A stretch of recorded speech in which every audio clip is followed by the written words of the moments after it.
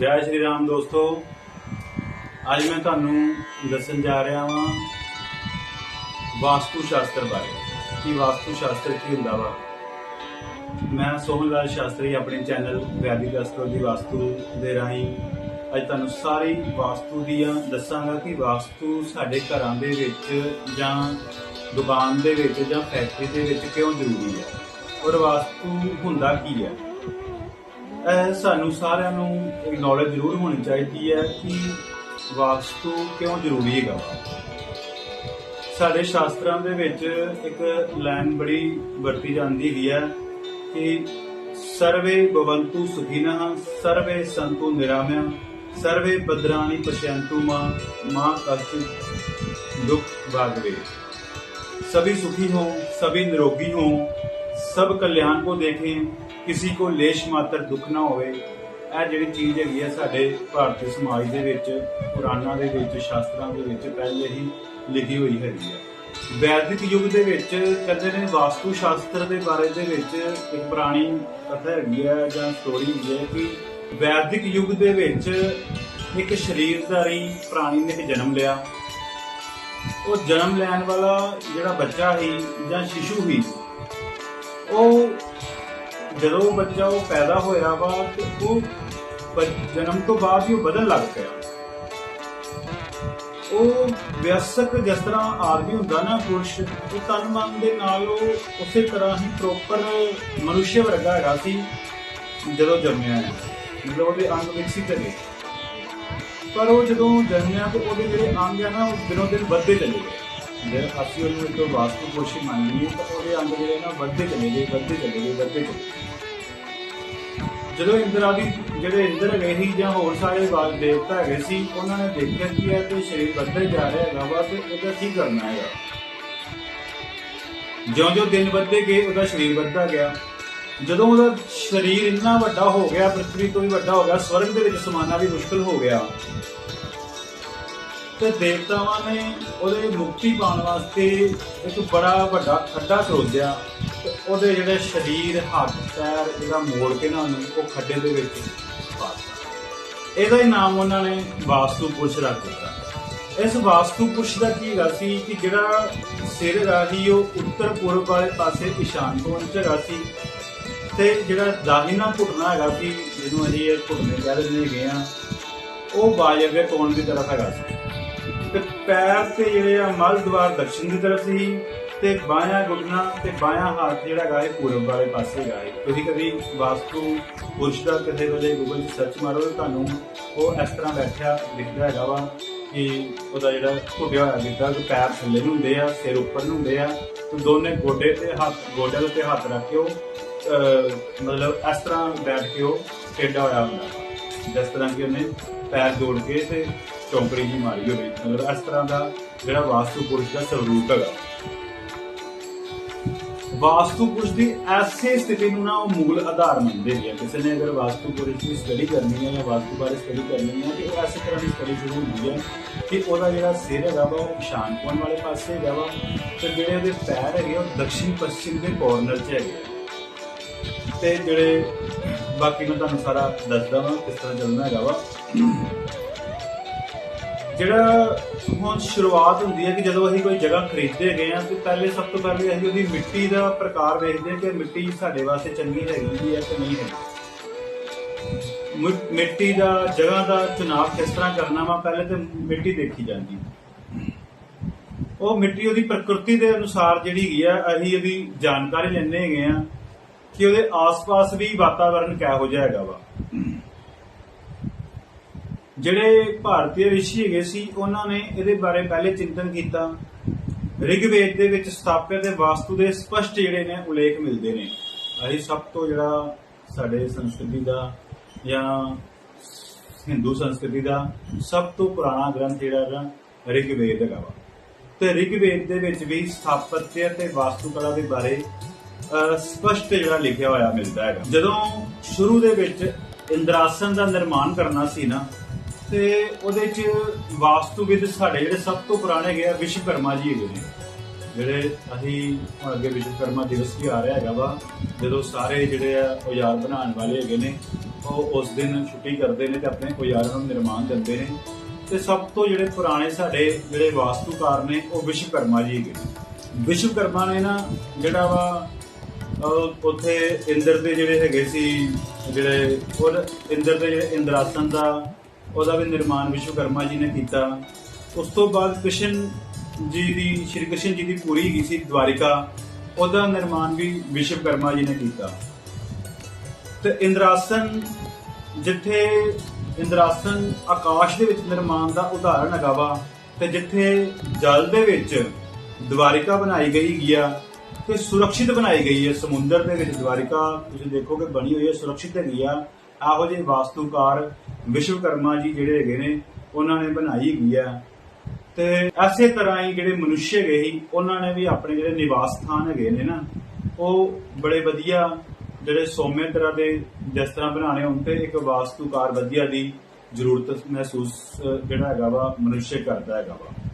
ਹੁਣ ਅਸੀਂ ਪੁਰਾਣੇ ਜ਼ਮਾਨੇ ਦੇ ਵਿੱਚ ਮੰਦਿਰ ਦੇਖੀਏ, ਤੁਸੀਂ ਉੜੀਸਾ ਦੇ ਮੰਦਿਰ ਦੇਖੋ, ਆਪਣਾ ਉੜੀਸਾ ਦੇ ਚੱਲਦੇ ਜਾਓ ਜਾਂ ਸਾਊਥ ਦੇ ਵਿੱਚ ਤੁਸੀਂ ਜਿਹੜੇ ਮੰਦਿਰ ਦੇਖੋਗੇ ਉਹਨਾਂ ਦੀ ਮੰਦਿਰਾਂ ਦੀ ਸੰਰਚਨਾਵਾਂ ਕਿਸ ਤਰ੍ਹਾਂ ਇੰਨਾ ਵਧੀਆ ਵਾਸਤੂਕਾਰਾਂ ਨੇ ਕੀਤੀਆਂ ਹੋਈਆਂ ਵਾ ਕਿ ਅੱਜ ਕੱਲ੍ਹ ਦੇ ਵੀ ਲੋਕ ਜਿਹੜੇ ਨਾ ਅਜੀਬ ਦੰਦਾਂ ਥੱਲੇ ਦਬਾ ਲੈਂਦੇ ਕਿ ਇਹ ਕਿਸ ਤਰ੍ਹਾਂ ਨਿਰਮਾਣ ਕਰ ਲਿਆ ਹੋਏਗਾ। ਚੀਨ ਦੀ ਦੀਵਾਰ ਦੇਖੋ ਕਿੰਨੀ ਵੱਡੀ ਬਣੀ ਹੋਈ ਆ, ਉਹ ਕਿਸੇ ਫੈਂਗ ਸ਼ੂਈ ਦੇ ਵਾਸਤੂਕਾਰ ਨੇ ਬਣਾਈ ਹੈਗੀ ਆ। ਹੋਰ ਇੱਥੇ ਤੁਸੀਂ ਵੱਡੇ ਕਿਲੇ ਦੇਖੋਗੇ ਜਿਸ ਤਰ੍ਹਾਂ ਕਿ ਉਹ ਕਿਲੇ ਬਣਾਏ ਗਏ ਦੂਰ ਤੋਂ ਸ਼ਤਰੂਆਂ ਨਜ਼ਰ ਵਾਸਤੇ, ਉਹ ਸਾਰਿਆਂ ਦੇ ਆਪਣੇ ਆਪਣੇ ਟਾਈਮ ਦੇ ਵਿੱਚ ਜਿਹੜੇ ਸਿਆਣੇ ਵਾਸਤੂਕਾਰ ਨੇ ਬਣਾਏ ਨੇ ਉਹਨਾਂ ਨੂੰ ਉਸ ਟਾਈਮ ਦੇ ਵਿੱਚ ਉਹਨਾਂ ਦਾ ਬੜਾ ਜਿਹੜਾ ਉਹਨਾਂ ਦਾ ਫਾਇਦਾ ਮਿਲਿਆ ਹੈਗਾ। ਐਸੇ ਤਰ੍ਹਾਂ ਹੀ ਹੁਣ ਆਮ ਆਦਮੀ ਮਹਿਸੂਸ ਕਰਦਾ ਵਾ ਕਿ ਮੈਨੂੰ ਸਾਰੀ ਸੁੱਖ ਸੁਵਿਧਾਵਾਂ ਮਿਲਣ ਤੇ ਮੈਨੂੰ ਇਸ ਤਰ੍ਹਾਂ ਦਾ ਇੱਕ ਘਰ ਮਿਲੇ ਜਿਹਦੇ ਵਿੱਚ ਮੈਂ ਬਿਲਕੁਲ ਸੁਖੀ ਰਵਾਂ, ਬੱਚੇ ਸੁਖੀ ਰਹਿਣ, ਤਾਂ ਮੈਨੂੰ ਹਰ ਤਰ੍ਹਾਂ ਦੇ ਨਾਲ ਧਨ ਦੌਲਤ ਦਾ ਲਾਭ ਮਿਲੇ। ਐਸੇ ਤਰ੍ਹਾਂ ਹੀ ਉਹ ਵਾਸਤੂ ਦੀ ਜ਼ਰੂਰਤ ਪੈਂਦੀ ਹੈਗੀ ਆ ਕਿ ਮਤਲਬ ਅੱਜ ਕੱਲ੍ਹ ਦੇ ਵਿੱਚ ਕਿ ਸਾਡੇ ਗ੍ਰਹਿ ਵੀ ਠੀਕ ਹੋਣ ਸਾਰੇ, ਤੇ ਇਸ ਤਰ੍ਹਾਂ ਵਾਸਤੂ ਜਿਹੜਾ ਹੈਗਾ ਵਾ ਉਹ ਆਪਣੇ ਘਰਾਂ ਵਾਸਤੇ ਇੱਕ ਵਾਸਤੂਕਾਰ ਦੀ ਜ਼ਰੂਰਤ ਪੈਂਦੀ ਹੈਗੀ ਹੈ। ਵਾਸਤੂ ਸ਼ਾਸਤਰ ਦਾ ਪਰਮ ਉਦੇਸ਼ ਕੀ ਹੁੰਦਾ ਹੈਗਾ ਕਿ ਸਾਡੇ ਜਿਹੜੇ ਆਵਾਸ ਹੈਗੇ ਆ ਜਾਂ ਇਮਾਰਤ ਹੈਗੀ ਆ ਉਹਦਾ ਨਿਰਮਾਣ ਜਿਹੜਾ ਬਿਲਕੁਲ ਸਹੀ ਹੋਵੇ, ਉਹਦੇ 'ਚ ਕੋਈ ਦੋਸ਼ ਨਾ ਰਹਿ ਜਾਵੇ।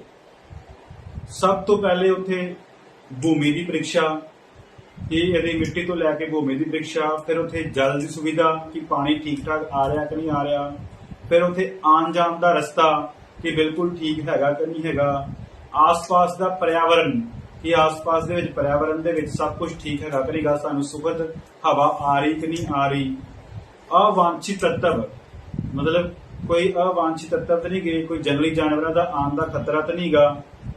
ਇਸ ਤਰ੍ਹਾਂ ਸਾਰੀ ਚੀਜ਼ਾਂ ਨੂੰ ਸੁਰੱਖਿਅਤ ਦੇਖਦੇ ਹੋਏ ਸਾਨੂੰ ਆਵਾਸ ਦੀ ਸੰਰਚਨਾ ਕਰਨੀ ਚਾਹੀਦੀ ਹੈਗੀ ਆ। ਹੁਣ ਸਾਡੇ ਤੁਹਾਨੂੰ ਜਿਸ ਤਰ੍ਹਾਂ ਪਤਾ ਹੈ ਕਿ 4 ਆਸ਼ਰਮ ਕਹੇ ਹੋਏ ਨੇ ਤੇ ਉਹਦੇ ਵਿੱਚ ਸਭ ਤੋਂ ਜ਼ਿਆਦਾ ਗ੍ਰਸਤੀਆਂ ਦਾ ਆਸ਼ਰਮ ਸ੍ਰੇਸ਼ਟ ਕਿਹਾ ਹੋਇਆ। ਗ੍ਰਸਤੀ ਜਿਨ੍ਹਾਂ ਨੇ ਵਿਆਹ ਕਰਨਾ ਹੋਵੇ, ਬਾਕੀ ਹੋਰ ਵੀ ਹੈਗੇ ਨੇ, ਵਾਨਪ੍ਰਸਤੀ ਵੀ ਹੁੰਦੇ ਨੇ, ਬ੍ਰਹਮਚਾਰੀ ਵੀ ਹੁੰਦੇ ਨੇ ਜਿਨ੍ਹਾਂ ਨੇ ਵਿਆਹ ਨਹੀਂ ਕਰਨਾ ਹੁੰਦਾ, ਜਿਨ੍ਹਾਂ ਨੇ ਵਨ 'ਚ ਰਹਿਣਾ ਹੁੰਦਾ, ਜਿਨ੍ਹਾਂ ਨੇ ਤਪੱਸਿਆ ਕਰਨੀ ਹੁੰਦੀ ਹੈ। ਲੇਕਿਨ ਸਭ ਤੋਂ ਜਿਹੜਾ ਵਧੀਆ ਹੁੰਦਾ ਗ੍ਰਸਤ ਆਸ਼ਰਮ ਹੁੰਦਾ ਵਾ ਕਿ ਜਿਹਦੇ ਵਿੱਚ ਸਿੱਖਿਆ ਪ੍ਰਾਪਤ ਕਰਕੇ ਵਿਆਹ ਕਰਕੇ ਆਪਣਾ ਇਨਕਮ ਦਾ ਜ਼ਰੀਆ ਬਣਾ ਕੇ ਆਪਣੇ ਪਰਿਵਾਰ ਦਾ ਜਿਹੜਾ ਸਾਰਾ ਬਣਾ ਕੇ ਉਸ ਚੀਜ਼ ਦਾ ਹਰ ਤਰ੍ਹਾਂ ਦੇ ਨਾਲ ਖਿਆਲ ਰੱਖਿਆ ਜਾਂਦਾ ਹੈ ਕਿ ਇਹ ਸਾਰਾ ਜਿਹੜਾ ਨਾ ਮਤਲਬ ਜਨਮ ਤੋਂ ਲੈ ਕੇ ਮਰਨ ਤੱਕ ਸਾਰੀ ਜ਼ਿੰਮੇਵਾਰੀਆਂ ਜਿਹੜੀਆਂ ਕਰਕੇ ਬੰਦਾ ਮੋਕਸ਼ ਨੂੰ ਪ੍ਰਾਪਤ ਕਰੇ।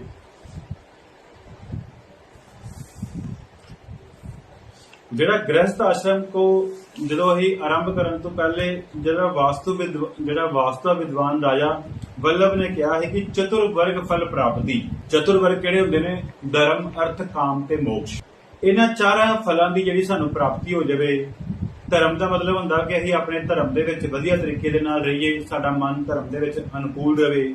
ਅਰਥ ਕਹਿੰਦੇ ਨੇ ਅੱਗੋਂ ਪੈਸੇ ਨੂੰ, ਕਿ ਸਾਨੂੰ ਪੈਸੇ ਦੀ ਪ੍ਰਾਪਤੀ ਹੋਵੇ, ਹਰ ਤਰ੍ਹਾਂ ਦੇ ਨਾਲ ਸਾਨੂੰ ਕਮਾਈ ਹੋਵੇ। ਕਾਮ ਕਹਿੰਦੇ ਨੇ ਅੱਗੇ ਕਿ ਸਾਡੀਆਂ ਕਾਮਨਾਵਾਂ ਪੂਰਨ ਹੋਣ। ਕਾਮਨਾਵਾਂ ਕਿਸੇ ਨੂੰ ਧਨ ਦੀ ਬਹੁਤ ਜ਼ਿਆਦਾ ਕਾਮਨਾਵਾਂ, ਕਿਸੇ ਨੂੰ ਬੱਚਿਆਂ ਦੀ ਕਾਮਨਾਵਾਂ, ਕਿਸੇ ਨੂੰ ਵਿਆਹ ਦੀ ਕਾਮਨਾਵਾਂ, ਹਰ ਤਰ੍ਹਾਂ ਦੀ ਸਾਡੀ ਕਾਮਨਾ ਪੂਰੀ। ਜਦੋਂ ਸਾਰੀਆਂ ਕਾਮਨਾਵਾਂ ਪੂਰੀਆਂ ਹੋ ਜਾਂਦੀਆਂ ਆ ਤੇ ਫਿਰ ਅਸੀਂ ਮੋਕਸ਼ ਹੋਣ ਦਾ ਅੱਗੇ ਪ੍ਰਲਯ ਹੁੰਦਾ ਹੈ ਕਿ ਸਭ ਕੁਝ ਸਾਡੀ ਤ੍ਰਿਪਤੀ ਹੋ ਗਈ ਹੈ ਤੇ ਸਾਨੂੰ ਹੁਣ ਮੁਕਤ ਹੋ ਜਾਈਏ, ਮੋਕਸ਼ ਮਿਲ ਜਾਵੇ। ਇਹਨਾਂ 4 ਫਲਾਂ ਦੀ ਪ੍ਰਾਪਤੀ ਵਾਸਤੇ ਸਾਰਿਆਂ ਦਾ ਕਲਿਆਣ ਤੇ ਹਿੱਤ ਜਿਹੜਾ ਹੈਗਾ ਵਾ ਹੋ ਜਾਵੇ। ਇਸ ਤਰ੍ਹਾਂ मतलब विश्वकर्मा जी अगे कहते ने कि जिहड़ा यह शिव शास्त्र नूं मतलब अध्ययन करता वा, फिर उहदे उत्ते मगन रहिंदा वा, बड़ी तपस्या करता, फिर उहनूं इस गुण की प्राप्ति होंदी है। पुण्य प्राप्त करने तो बाद जिहड़े ब्रह्मा दे मानस पुत्र विश्वकर्मा ने सब तो पहले अपना जिहड़ा गृह निर्माण करके परिवार दे विच रहन दी प्रेरणा दित्ती सी कि बई घर जरूर बनाया जाए। विश्वकर्मा जी ब्रह्मा जी दे मानस पुत्र सी ते ब्रह्मा जी सृष्टिकर्ता हैगे ने। इस करके जिहड़ा हैगा वा मैं तुहानूं वास्तु दा जिहड़ा ना पहले दा जिहड़ा इतिहास तुहानूं दस रिहा हैगा कि जदों तक इतिहास नहीं पता हुंदा तद तक अगे जिहड़ा हैगा वास्तु दे बारे च पूरी नॉलेज नहीं मिलदी तुहानूं। सब तो पहले जिहड़ी वास्तु कला जुड़ी गई है वो मंदिरां दे नाल जुड़ी है। तुसीं पहले देखो कि जिहड़े साडे धार्मिक स्थल हैगे ही वो किन्ने वधिया बने हुए ने। कोई पुराने धार्मिक स्थल देख लो तुसीं, उन्हां दे विच बड़ी सोहनी चित्रकारी वास्तु कला कीती हुई है कि जिहदा अज भी कोई भी तोड़ नहीं गा।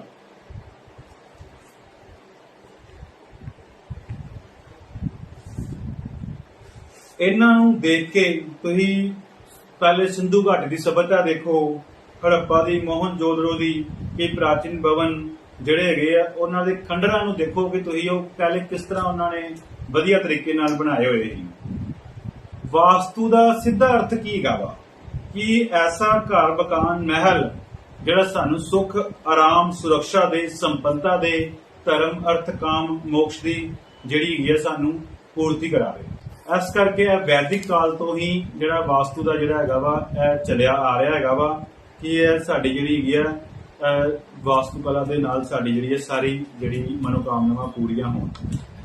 वास्तु दे विच असीं देखांगे कि सानूं किहड़े-किहड़े जिहड़े असीं पंज तत्व जिहड़े जरूरी हुंदे ने उन्हां दी असीं जिस तरह कि तुहानूं सारिआं नूं पता है कि सारा शरीर जिहड़ा हैगा पंचभूतां नाल बनया है। उन्हां सानूं सारिआं दी पावर जिहड़ी है हर जगह चाहीदी हुंदी है। जल, आकाश, वायु, मिट्टी, अग्नि, पृथ्वी, जल तत्व, मतलब है जिहड़े हैगे ने साडे जिहड़े पंज जिहड़े हैगे ने तत्व है जरूरी ने कि जिन्हां दे नाल असीं सानूं इन्हां सारिआं दी पावर दी जरूरत पैंदी ते इस करके इन्हां पंजां तत्वां दा सानूं जिहड़ा कुदरती जिहड़ी है पावर जिहड़ी हैगी सानूं मिले। असीं इस करके उहनूं जिहड़ा हैगा वा असीं इन्हां चीज़ां नूं यूज़ विच करदे हैगे। ग्रह शब्द किहनूं कहंदे हैगे? ग्रह तो ही गृहस्थ आश्रम बनया हैगा वा। इहदा ही जिहड़ा मुख्य तत्व हुंदा वा कि ब्रह्मचार्य यानी बाल्यकाल, गृहस्थ यानी युवा काल, वानप्रस्थ जिहड़ा तीसरा अवस्था, सन्यासी जिहड़ी चौथी अवस्था हैगी है। मनु स्मृति के अनुसार विश्वकर्मा ने गृहस्थ आश्रम के सुख धर्म अर्थ प्राप्ति हेतु सर्वप्रथम एक स्थायी आवास बनाकर रहने की प्रेरणा दी। गृह निर्माण दे विच ज्योतिष की भी ते मूर्त विज्ञान की भी जिहड़ी हैगी आ बहुत वड्डी भूमिका रहिंदी हुई है।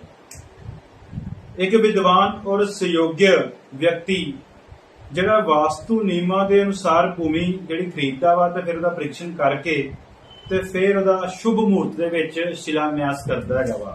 इस करके जिहड़ा वास्तु दे नाल ज्योतिष दा ते बड़ा महत्वपूर्ण दोनों दा मेल हैगा वा।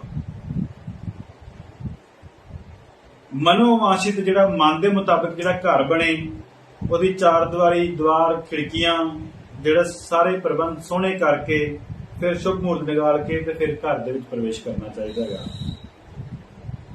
इस तरह गृह स्वामी तो इलावा उहदे सदस्य जिहड़े हैगे आ आयु, आरोग्यता, शिक्षा, रोजगार जिहड़े हैगे ने इस तरह जरूरी चाहिए हैगे। हुण साडे जदों असीं वास्तु का निर्माण करते हैं तो साडे वास्ते दिशावां बड़ियां महत्वपूर्ण हुंदियां। दिशावां जिहड़ियां हैगियां वा तुहानूं पता है चार दिशावां हैगियां, पूर्व, पश्चिम, उत्तर, दक्षिण। ते पूर्व, पश्चिम ते उत्तर, दक्षिण दे नाल ही इन्हां दे चार कोने हुंदे ने। पूर्व उत्तर दा कोना नूं असीं ईशान कोण कहंदे आ ते ईशान कोण नूं इंग्लिश दे विच नॉर्थ ईस्ट कहंदे आ। जिस तरह नॉर्थ नूं उत्तर कह दिंदे आ ते ईस्ट नूं पूर्व कह दिंदे। इन्हां दा कॉर्नर जिहड़ा हुंदा वा ओह नॉर्थ ईस्ट हुंदा वा, ओहनूं ईशान कोण कहंदे हैगे आ। ईशान कोण जिहड़ी सब तो पवित्र जगह हुंदी है जिथे असीं मंदिर दी जां धर्म स्थल दी स्थापना करदे हैगे आ। किसी ने भी घर अपना बनाया वा, किसी भी धर्म का बंदा हैगा वा, वो अपना जिहड़ा हैगा वा धर्म जिहड़ा स्थान हैगा वो ईशान कोण च रखे ਤੇ ਉਹਦੇ ਵਿੱਚ ਉਹਨੂੰ ਬੜੀ ਪੋਜ਼ਿਟਿਵ એનર્ਜੀ ਮਿਲਦੀ ਹੈਗੀ ਆ। ਉਸ ਤੋਂ ਬਾਅਦ ਪੂਰਬ ਦਕਸ਼ਿਣ ਦੇ ਵਿੱਚ ਅਗਨੀ ਕੋਣ ਹੁੰਦਾ ਵਾ। ਅਗਨੀ ਕੋਣ ਦੇ ਮਾਲਕ ਕੌਣ ਨੇ? ਅਗਨੀ ਦੇਵ ਨੇ। ਹੁਣ ਇੱਥੇ ਜਿਹੜਾ ਹੈਗਾ ਵਾ ਅਗਨੀ ਦੇਵ ਜਿਹੜੇ ਨੇ ਅਗਨੀ ਵਾਲੀ ਚੀਜ਼ਾਂ ਜਿਹੜੀਆਂ ਇੱਥੇ ਸਾਰੀਆਂ ਰੱਖਣੀਆਂ ਚਾਹੀਦੀਆਂ ਹੈਗੀਆਂ। ਕੋਈ ਬਿਜਲੀ ਦਾ ਮੀਟਰ ਹੋ ਗਿਆ, ਗੈਸ ਸਿਲੰਡਰ ਹੋ ਗਿਆ, ਰਸੋਈ ਹੋ ਗਈ, ਤਾਰਾਂ ਹੋ ਗਈਆਂ, ਮੇਨ ਸਵਿਚ ਹੋ ਗਏ, ਜਨਰੇਟਰ ਹੋ ਗਿਆ, ਇਹੋ ਜਿਹੀਆਂ ਚੀਜ਼ਾਂ ਜਿਹੜੀਆਂ ਹੁੰਦੀਆਂ ਅਗਨੀ ਵਾਲੀਆਂ ਅਗਨੀ ਦਿਸ਼ਾ ਦੇ ਵਿੱਚ ਰੱਖਣੀਆਂ ਚਾਹੀਦੀਆਂ। ਹੁਣ ਉਸ ਤੋਂ ਬਾਅਦ ਆ ਜਾਂਦੀ ਦਕਸ਼ਿਣ ਦਿਸ਼ਾ। ਦਕਸ਼ਿਣ ਦਿਸ਼ਾ ਦੇ ਮਾਲਕ ਮੰਗਲ ਦੇਵ ਨੇ ਗ੍ਰਹਿ ਤੇ ਦੇਵਤਾ ਯਮ ਦੇਵ ਨੇ। ਹੁਣ ਜਮਰਾਜ ਦੀਆਂ ਦਿਸ਼ਾਵਾਂ ਜਿਹੜੀਆਂ ਹੈਗੀਆਂ ਵਾ ਇਹ ਮਾੜੀਆਂ ਨਹੀਂ ਹੁੰਦੀਆਂ, ਲੇਕਿਨ ਕੁਝ ਬੰਦਿਆਂ ਨੂੰ ਇਹ ਬੜੀਆਂ ਫਲਦੀਆਂ ਨੇ। ਜਿਸ ਤਰ੍ਹਾਂ ਕੋਈ ਫੌਜੀ ਹੋ ਗਏ, ਪੁਲਿਸ ਵਾਲੇ ਹੋ ਗਏ, ਜ਼ਮੀਨ ਜਾਇਦਾਦ ਦਾ ਕੰਮ ਕਰਨ ਵਾਲੇ ਹੋ ਗਏ, ਸਰਜਨ ਹੋ ਗਏ, ਡਾਕਟਰ ਹੋ ਗਏ, ਇਹੋ ਜਿਹੇ ਬੰਦਿਆਂ ਨੂੰ ਇਹ ਦਕਸ਼ਿਣ ਦਿਸ਼ਾ ਜਿਹੜੀ ਹੈਗੀ ਆ ਬਹੁਤ ਫਲਦੀ ਹੈਗੀ ਆ। ਤੇ ਇਹਦੇ ਵਿੱਚ ਦੇਖ ਕੇ ਤੇ ਇਹਦਾ ਨਿਰਮਾਣ ਜਿਹੜਾ ਹੈਗਾ ਵਾ ਵਾਸਤੂਕਾਰ ਦੀ ਸਲਾਹ ਦੇ ਨਾਲ ਕਰ ਲੈਣਾ ਚਾਹੀਦਾ ਹੈਗਾ ਵਾ। ਕਈ ਵਾਰੀ ਲੋਕੀ ਦਕਸ਼ਿਣ ਦਿਸ਼ਾ ਦੇ ਮਕਾਨ ਨੂੰ ਸ਼ੁਭ ਨਹੀਂ ਮੰਨਦੇ, ਲੇਕਿਨ ਕਈ ਲੋਕਾਂ ਵਾਸਤੇ ਇਹ ਬਹੁਤ ਸ਼ੁਭ ਹੁੰਦਾ ਹੈਗਾ। ਉਸ ਤੋਂ ਬਾਅਦ ਆ ਜਾਂਦੀ ਹੈਗੀ ਆ ਪਸ਼ਚਿਮ ਦਕਸ਼ਿਣ ਦੀ ਕਾਰਨਰ, ਜਿਹਨੂੰ ਅਸੀਂ ਨੈਰਤਿਆ ਕੋਣ ਕਹਿ ਦਿੰਦੇ ਆ, ਸਾਊਥ ਵੈਸਟ ਕੋਣ ਕਹਿ ਦਿੰਦੇ ਹੈਗੀਆਂ। ਇਹਦੇ ਜਿਹੜੇ ਮਾਲਕ ਹੁੰਦੇ ਨੇ ਉਹ ਪ੍ਰਿਥਵੀ ਦੇਵ ਨੇ, ਪ੍ਰਿਥਵੀ ਆ, ਤੇ ਪਿੱਤਰ ਦੇਵ ਹੁੰਦੇ ਨੇ ਨੈਰਤਿਆ ਦੇ। ਤੇ ਇੱਥੇ ਅਸੀਂ ਜਿਹੜਾ ਹੈਗਾ ਵਾ ਕੋਈ ਜ਼ਿਆਦਾ ਸਮਾਨ ਨਹੀਂ ਰੱਖਦੇ। ਕਈ ਵਾਰੀ ਇਹ ਰਸਤੇ ਨੂੰ ਬੰਦ ਵੀ ਕਰਨਾ ਪੈਂਦਾ ਹੈਗਾ ਵਾ। ਕੁਛ ਭਾਰੀਆਂ ਚੀਜ਼ਾਂ ਇੱਥੇ ਰੱਖ ਸਕਦੇ ਹੈਗੇ ਆ। ਉਸ ਤੋਂ ਬਾਅਦ ਪਸ਼ਚਿਮ ਦਿਸ਼ਾ। ਪਸ਼ਚਿਮ ਦਿਸ਼ਾ ਆ ਜਾਂਦੀ ਹੈਗੀ ਸਾਡੀ। ਪਸ਼ਚਿਮ ਦਿਸ਼ਾ ਦੇ ਜਿਹੜੇ ਮਾਲਕ ਨੇ ਉਹ ਜਿਹੜੇ ਜਲ ਦੇਵਤਾ ਨੇ। ਉਸ ਤੋਂ ਬਾਅਦ ਵਾਯਵਯ ਆ ਜਾਂਦੀ ਹੈਗੀ ਆ। ਵਾਯਵਯ ਦਿਸ਼ਾ ਦੇ ਮਾਲਕ ਵਾਯੂ ਦੇਵ ਨੇ। ਹੁਣ ਵਾਯੂ ਦੇਵ ਦੇ ਜਿਹੜੇ ਹੈਗੇ ਆ ਉਹ ਵਾਯੂ ਵਾਲੀ ਭਾਰੀਆਂ ਚੀਜ਼ਾਂ, ਹੈਵੀ ਸਮਾਨ ਅਸੀਂ ਇੱਥੇ ਰੱਖ ਸਕਦੇ ਹੈਗੇ ਆ। ਉਸ ਤੋਂ ਬਾਅਦ ਫਿਰ ਉੱਤਰ ਦਿਸ਼ਾ ਆ ਜਾਂਦੀ ਹੈਗੀ ਆ। ਉੱਤਰ ਦਿਸ਼ਾ ਦੇ ਵਿੱਚ ਦੇਵਤਾਵਾਂ ਦਾ ਸਥਾਨ ਹੁੰਦਾ ਵਾ, ਕੁਬੇਰ ਜੀ ਦਾ ਸਥਾਨ ਹੁੰਦਾ ਵਾ। ਇੱਥੇ ਵੀ ਅਸੀਂ ਜਿਹੜੀਆਂ ਇਹਨਾਂ ਦੇ ਨਾਲ ਪ੍ਰਾਪਤ ਚੰਗੀਆਂ ਚੀਜ਼ਾਂ ਜਿਹੜੀਆਂ ਇੱਥੇ ਅਸੀਂ ਰੱਖ ਸਕਦੇ ਹੈਗੇ ਆ। ਇਸ ਤਰ੍ਹਾਂ ਜਿਹੜੇ ਆ ਦੇਵਤਾ ਹੈਗੇ ਨੇ, ਇਹ ਸਾਰੇ ਦੇਵਤਾ ਜਿਹੜੇ ਨੇ ਉਹ ਅਸੀਂ એનર્ਜੀਆਂ ਆਪਣੀਆਂ ਆਵਾਸ ਨੂੰ ਜਿਹੜਾ ਬਣਿਆ ਹੋਇਆ ਤੁਹਾਡਾ ਘਰ ਹੈਗਾ ਵਾ ਉਹਨੂੰ ਪੋਜ਼ਿਟਿਵ એનર્ਜੀ ਦਿੰਦੇ ਨੇ। ਅਸੀਂ ਇਹਨਾਂ ਦਿਸ਼ਾਵਾਂ ਦਾ ਜਦੋਂ ਬੈਲੈਂਸ ਬਰਾਬਰ ਨਹੀਂ ਰੱਖਦੇ ਤਾਂ ਫਿਰ ਸਾਨੂੰ ਇਹ ਨੁਕਸਾਨ ਹੋਣ ਲੱਗ ਪੈਂਦਾ ਵਾ। ਤੁਸੀਂ ਅਗਰ ਅਗਨੀ ਵਾਲੀ ਜਗ੍ਹਾ ਦੇ ਵਿੱਚ ਵਾਯੂ ਵਾਲੀ ਜਗ੍ਹਾ ਰੱਖ ਦੇਵੋਗੇ ਤੇ ਉਹ ਬੈਲੈਂਸ ਵਿਗੜ ਜਾਂਦਾ ਹੈਗਾ ਵਾ, ਮਾਨਸਿਕ ਸਥਿਤੀ ਵਿਗੜ ਜਾਂਦੀ ਹੈਗੀ ਆ। ਜੇ ਦਕਸ਼ਿਣ ਦਿਸ਼ਾ ਵਾਲੇ ਪਾਸੇ ਤੁਸੀਂ ਜਿੱਥੇ ਜਮਰਾਜ ਦਾ ਸਥਾਨ ਹੁੰਦਾ ਉੱਥੇ ਤੁਸੀਂ ਦਰਵਾਜ਼ਾ ਰੱਖ ਦੇਵੋਗੇ ਤੇ ਉੱਥੇ ਵੀ ਫਿਰ ਬਿਮਾਰੀਆਂ ਘਰ ਆਉਂਦੀਆਂ ਨੇ, ਦੁਰਘਟਨਾਵਾਂ ਹੁੰਦੀਆਂ ਨੇ। ਤੇ ਇਸ ਕਰਕੇ ਉੱਥੇ ਵੀ ਦੇਖ ਕੇ ਸਾਰਾ ਵਾਸਤੂ ਦਾ ਪ੍ਰੀਖਣ ਕਰਕੇ ਉਹਦਾ ਨਾਪ ਲੈ ਕੇ, ਕਿਉਂਕਿ ਜਿਹੜੀਆਂ ਚਾਰੋਂ ਦਿਸ਼ਾਵਾਂ ਹੁੰਦੀਆਂ ਨੇ 4 ਤੇ 4 8 ਉੱਪਰ ਥੱਲੇ ਆਕਾਸ਼ ਵਿੱਚ 10 ਦਿਸ਼ਾਵਾਂ ਹੁੰਦੀਆਂ ਨੇ। 10 ਦਿਸ਼ਾਵਾਂ ਦੇ ਗ੍ਰਹਿ ਨੇ। ਇਹਨਾਂ ਦਾ ਇੱਕ 81 ਕੋਸ਼ਟਕ ਵਾਲਾ ਤੇ ਇੱਕ 64 ਯੋਗ ਵਾਲਾ, ਇਹ ਜਿਹੜੇ ਦੋ ਬਣਾਉਂਦੇ ਨੇ ਅਸੀਂ। ਇਹਨਾਂ ਦੋਨਾਂ ਨੂੰ ਅਸੀਂ ਮੰਦਿਰ ਵਾਸਤੇ ਤੇ ਘਰ ਵਾਸਤੇ ਅਲੱਗ-ਅਲੱਗ ਤਰੀਕੇ ਦੇ ਨਾਲ ਇਹਨਾਂ ਦਾ ਨਿਰਮਾਣ ਕਰਦੇ ਨੇ। ਇੱਕ ਦੇ ਵਿੱਚ 81 ਦੇਵਤਾ ਹੁੰਦੇ ਨੇ ਚਾਰੋਂ ਤਰਫ, ਤੇ ਇੱਕ ਪਾਸੇ 64 ਦੇਵਤਾ ਹੁੰਦੇ ਨੇ ਚਾਰੇ ਪਾਸੇ ਬਾਉਂਡਰੀ ਦੇ ਵਿੱਚ। ਇਹਨਾਂ ਸਾਰੇ ਦੇਵਤਾਵਾਂ ਨੂੰ ਅਸੀਂ ਕਰਮ 'ਚ ਰੱਖਣਾ ਹੁੰਦਾ ਵਾ। ਕੋਈ ਰਾਖਸ਼ ਨੇ, ਕੋਈ ਦੇਵਤਾ ਨੇ, ਕੋਈ ਰੋਗ ਨੇ, ਕੋਈ ਬਿਮਾਰੀਆਂ ਨੇ, ਕੋਈ એનર્ਜੀ ਪ੍ਰਾਪਤ ਕਰਨ ਵਾਲੇ ਨੇ, ਕੋਈ એનર્ਜੀ ਦੇਣ ਵਾਲੇ ਨੇ, ਕੋਈ એનર્ਜੀ ਲੈਣ ਵਾਲੇ ਨੇ। ਉਹ ਕਿਹੜੀ ਦਿਸ਼ਾ ਦੇ ਵਿੱਚ ਕਿਹੜੇ ਦੇਵਤਾ ਨੇ, ਉਹ 81 ਤਰ੍ਹਾਂ ਦੇ ਦੇਵਤਾ ਦੇ ਵਿੱਚ, ਮਤਲਬ ਹਰ ਇੱਕ ਜਗ੍ਹਾ ਦੇ ਵਿੱਚ ਜਿਹੜੀਆਂ ਤੁਸੀਂ ਖਿੜਕੀਆਂ ਰੱਖਣੀਆਂ, ਦਰਵਾਜ਼ੇ ਰੱਖਣੀਆਂ, ਪਾਣੀ ਦਾ ਸਥਾਨ ਰੱਖਣਾ, ਸਮਰਸੀਬਲ ਪੰਪ ਰੱਖਣਾ, ਮੰਦਿਰ ਰੱਖਣਾ, ਟਾਇਲਟ ਰੱਖਣੀ ਹੈਗੀ ਹੈ।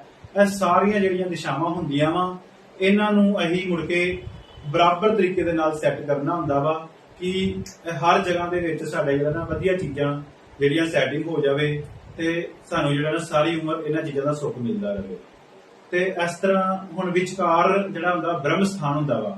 ਘਰ ਦਾ ਜਿਹੜਾ ਵਿਚਕਾਰ ਕਾਰਨਰ ਹੁੰਦਾ ਉਹ ਬ੍ਰਹਮ ਸਥਾਨ ਹੁੰਦਾ। ਉਹ ਜਿੰਨਾ ਸਾਡਾ ਸਾਫ਼ ਤੇ ਸੋਹਣਾ ਰਹਿੰਦਾ ਵਾ ਓਨਾ ਹੀ ਘਰ ਦੀ ਸਿਹਤ ਚੰਗੀ ਰਹਿੰਦੀ ਹੈ। ਜਿਸ ਤਰ੍ਹਾਂ ਵਾਸਤੂ ਪੁਰਸ਼ ਦਾ ਜਿਹੜਾ ਪੇਟ ਹੁੰਦਾ ਨਾ, ਜਾਂ ਅਸੀਂ ਵਿਚਕਾਰਲਾ ਧੁੰਨੀ ਕਹਿ ਦਿੰਦੇ ਆ ਜਾਂ ਪੇਟ ਕਹਿ ਦਿੰਦੇ ਆ, ਉਹ ਇੱਕ ਘਰ ਦਾ ਵਿਚਕਾਰਲਾ ਸਥਾਨ ਹੁੰਦਾ ਆ। ਉਹ ਜਿੰਨਾ ਸਾਡਾ ਸਾਫ਼ ਸੁਥਰਾ ਰਹਿੰਦਾ ਹੈਗਾ ਵਾ ਓਨਾ ਹੀ ਘਰ ਜਿਹੜਾ ਵਾ ਸਾਰਾ ਵਧੀਆ ਰਹਿੰਦਾ ਹੈ। ਜੇ ਤੁਸੀਂ ਬ੍ਰਹਮ ਸਥਾਨ ਨੂੰ ਹੀ ਖਰਾਬ ਕਰ ਲਵੋਗੇ ਤੇ ਸਾਡਾ ਸਾਰਾ ਘਰ ਖਰਾਬ ਹੋ ਜਾਂਦਾ ਹੈ। ਇਸ ਤਰ੍ਹਾਂ ਜਿਹੜੀਆਂ ਹੈਗੀਆਂ ਵਾਸਤੂ ਪੁਰਸ਼ ਦੀਆਂ ਸਥਿਤੀਆਂ ਹੁੰਦੀਆਂ ਵਾ, ਇਹ ਪੈਰਾਂ ਵਾਲੇ ਪਾਸੇ, ਗੋਡਿਆਂ ਵਾਲੇ ਪਾਸੇ, ਸਿਰ ਮੱਥੇ ਵਾਲੇ ਪਾਸੇ ਅਸੀਂ ਕਿਹੜੀਆਂ ਚੀਜ਼ਾਂ ਕਿਸ ਤਰ੍ਹਾਂ ਰੱਖਣੀਆਂ ਹੈਗੀਆਂ ਵਾ, ਇਹਨਾਂ ਚੀਜ਼ਾਂ ਨੂੰ ਅਸੀਂ ਅਗਰ ਬਿਲਕੁਲ ਬੈਲੈਂਸ ਕਰਕੇ ਰੱਖਾਂਗੇ ਤੇ ਸਾਡੇ ਘਰ ਦੇ ਵਿੱਚ ਸੁੱਖ ਸੁਵਿਧਾਵਾਂ ਰਹਿਣਗੀਆਂ। ਮੈਂ ਤੁਹਾਨੂੰ ਬਾਅਦ ਦੇ ਵਿੱਚ ਇੱਕ ਇੱਕ ਦਿਸ਼ਾਵਾਂ ਦਾ ਤੁਹਾਨੂੰ ਉਹਦੀਆਂ ਦੱਸਾਂਗਾ ਅਗਲੇ ਵੀਡੀਓ ਦੇ ਵਿੱਚ ਕਿ ਇੱਕ ਇੱਕ ਦਿਸ਼ਾ ਜਿਹੜੀ ਹੈ ਕਿਹੜੇ ਦੇਵਤਾ ਦੀ ਹੈਗੀ ਆ, ਕਿਉਂਕਿ ਜਿਸ ਤਰ੍ਹਾਂ ਚਾਰੇ ਪਾਸੇ 4 ਸਾਡੀਆਂ ਦਿਸ਼ਾਵਾਂ ਹੈਗੀਆਂ ਤੇ ਚਾਰਾਂ ਨੂੰ ਅਸੀਂ 8 ਹਿੱਸਿਆਂ ਦੇ ਵਿੱਚ ਵੰਡ ਦਿੰਨੇ ਆ। 8 ਹਿੱਸਾ ਇੱਧਰ, 8 ਹਿੱਸਾ ਇੱਧਰ, 8 ਹਿੱਸੇ ਉੱਧਰ ਤੇ 8 ਹਿੱਸੇ ਇੱਧਰ। ਅਸੀਂ ਕਿੰਨੇ ਬਣ ਗਏ? 8 ਤੇ 8 16 ਤੇ 1 32। 32 ਜ਼ੋਨਾਂ ਦੇ ਵਿੱਚ ਇਹਨੂੰ ਵੰਡ ਕੇ ਫਿਰ ਅਸੀਂ ਦੇਵਤਾਵਾਂ ਦੇ ਭਾਗ ਕਰਦੇ ਹੈਗੇ ਆ। ਫਿਰ ਉਹਨਾਂ ਦੇ ਕੋਰਨਰਾਂ ਦੇ ਵਿੱਚ ਵੀ ਜਾਂਦੇ ਆ ਤੇ ਕੋਰਨਰਾਂ ਦੇ ਵੀ ਅਸੀਂ 4-4 ਹਿੱਸੇ ਕਰਦੇ ਹੈਗੇ ਆ। ਉਹਨਾਂ ਦੇ 4 ਡੱਬਿਆਂ ਦੇ ਵਿੱਚੋਂ ਜਦੋਂ ਅਸੀਂ ਵਿੱਚੋਂ ਕਾਂਟਾ ਮਾਰਦੇ ਹੈਗੇ ਆ ਤੇ ਉਹਨਾਂ ਦੇ ਵੀ 2-2 ਹਿੱਸੇ ਬਣ ਜਾਂਦੇ ਨੇ। ਇਸ ਤਰ੍ਹਾਂ ਜਦੋਂ ਅਸੀਂ ਛੋਟੇ-ਛੋਟੇ ਹਿੱਸੇ ਕਰਕੇ ਵਿੱਚੋਂ ਜਾਂਦੇ ਆ, ਇਹ 81 ਖਾਨਿਆਂ ਵਾਲਾ ਜਿਹੜਾ ਹੈਗਾ ਵਾ ਉਹ ਬਣ ਜਾਂਦਾ ਹੈਗਾ ਵਾ। ਤੇ ਉਹਨੂੰ ਅਸੀਂ ਹਰ ਇੱਕ ਜਗ੍ਹਾ ਦੇ ਵਿੱਚ ਅਸੀਂ ਉਹਨੂੰ ਸੈੱਟ ਕਰਦੇ ਹੈਗੇ ਆ, ਕਿਹੜਾ ਦੇਵਤਾ ਕਿਹੜੇ ਪਾਸੇ ਸੈੱਟ ਕਰਕੇ ਕਿਸ ਤਰ੍ਹਾਂ ਅਸੀਂ ਘਰ ਦੀ ਸਥਿਤੀ ਰੱਖਣੀ ਹੈਗੀ ਆ ਤੇ ਕਿਹੜੀ ਚੀਜ਼ ਸਾਨੂੰ ਸੁੱਖ ਸੁਵਿਧਾ ਦੇਣ ਵਾਲੀ ਹੈ। ਕਿਤੇ ਅਸੀਂ ਗਲਤ ਜਗ੍ਹਾ ਕੋਈ ਚੀਜ਼ ਨਾ ਰੱਖ ਦਈਏ ਜਿਹਦੇ ਤੇ ਸਾਨੂੰ ਉਹਦੀ ਤੋਂ ਮੁੜ ਕੇ ਸਾਰੀ ਉਮਰ ਪਰੇਸ਼ਾਨੀ ਰਹੇ। ਇਹ ਸਾਰੀਆਂ ਚੀਜ਼ਾਂ ਦੇਖ ਸੁਣ ਕੇ ਫਿਰ ਵਾਸਤੂ ਦਾ ਨਿਰਣੈ ਕੀਤਾ ਜਾਂਦਾ ਹੈਗਾ ਵਾ। ਇਸ ਤਰ੍ਹਾਂ ਨਹੀਂ ਹੈਗਾ ਕਿ ਕੋਈ ਕਿਤੇ ਕੰਪਾਸ ਲੈ ਕੇ ਚਲਾ ਜਾਵੇ ਤੇ ਜਿੱਥੇ ਮਰਜ਼ੀ ਦੇਖਦਾ ਰਹੇ। ਉਹਨੂੰ ਸਾਰੀ ਚੀਜ਼ ਦੇ ਨਾਲ ਨਿਰਮਾਣ ਕਾਰਜ ਦੇਖਣਾ ਪੈਂਦਾ ਹੈ। ਜੈ। ਹੁਣ ਅਸੀਂ ਗੱਲ ਕਰਾਂਗੇ ਕਿ ਜਿਹੜੇ ਦਿਸ਼ਾ ਦੇ ਦੋਸ਼ ਹੈਗੇ ਨੇ ਨਾ ਵਾਸਤੂ ਦੇ ਹਿਸਾਬ ਨਾਲ, ਉਹਨਾਂ ਦੋਸ਼ਾਂ ਬਾਰੇ ਵੀ ਗੱਲ ਕਰਾਂਗੇ ਤੇ ਦਿਸ਼ਾਵਾਂ ਦਾ ਅਸੀਂ ਗਿਆਨ ਵੀ ਲਵਾਂਗੇ ਸਾਰੀਆਂ ਦਾ।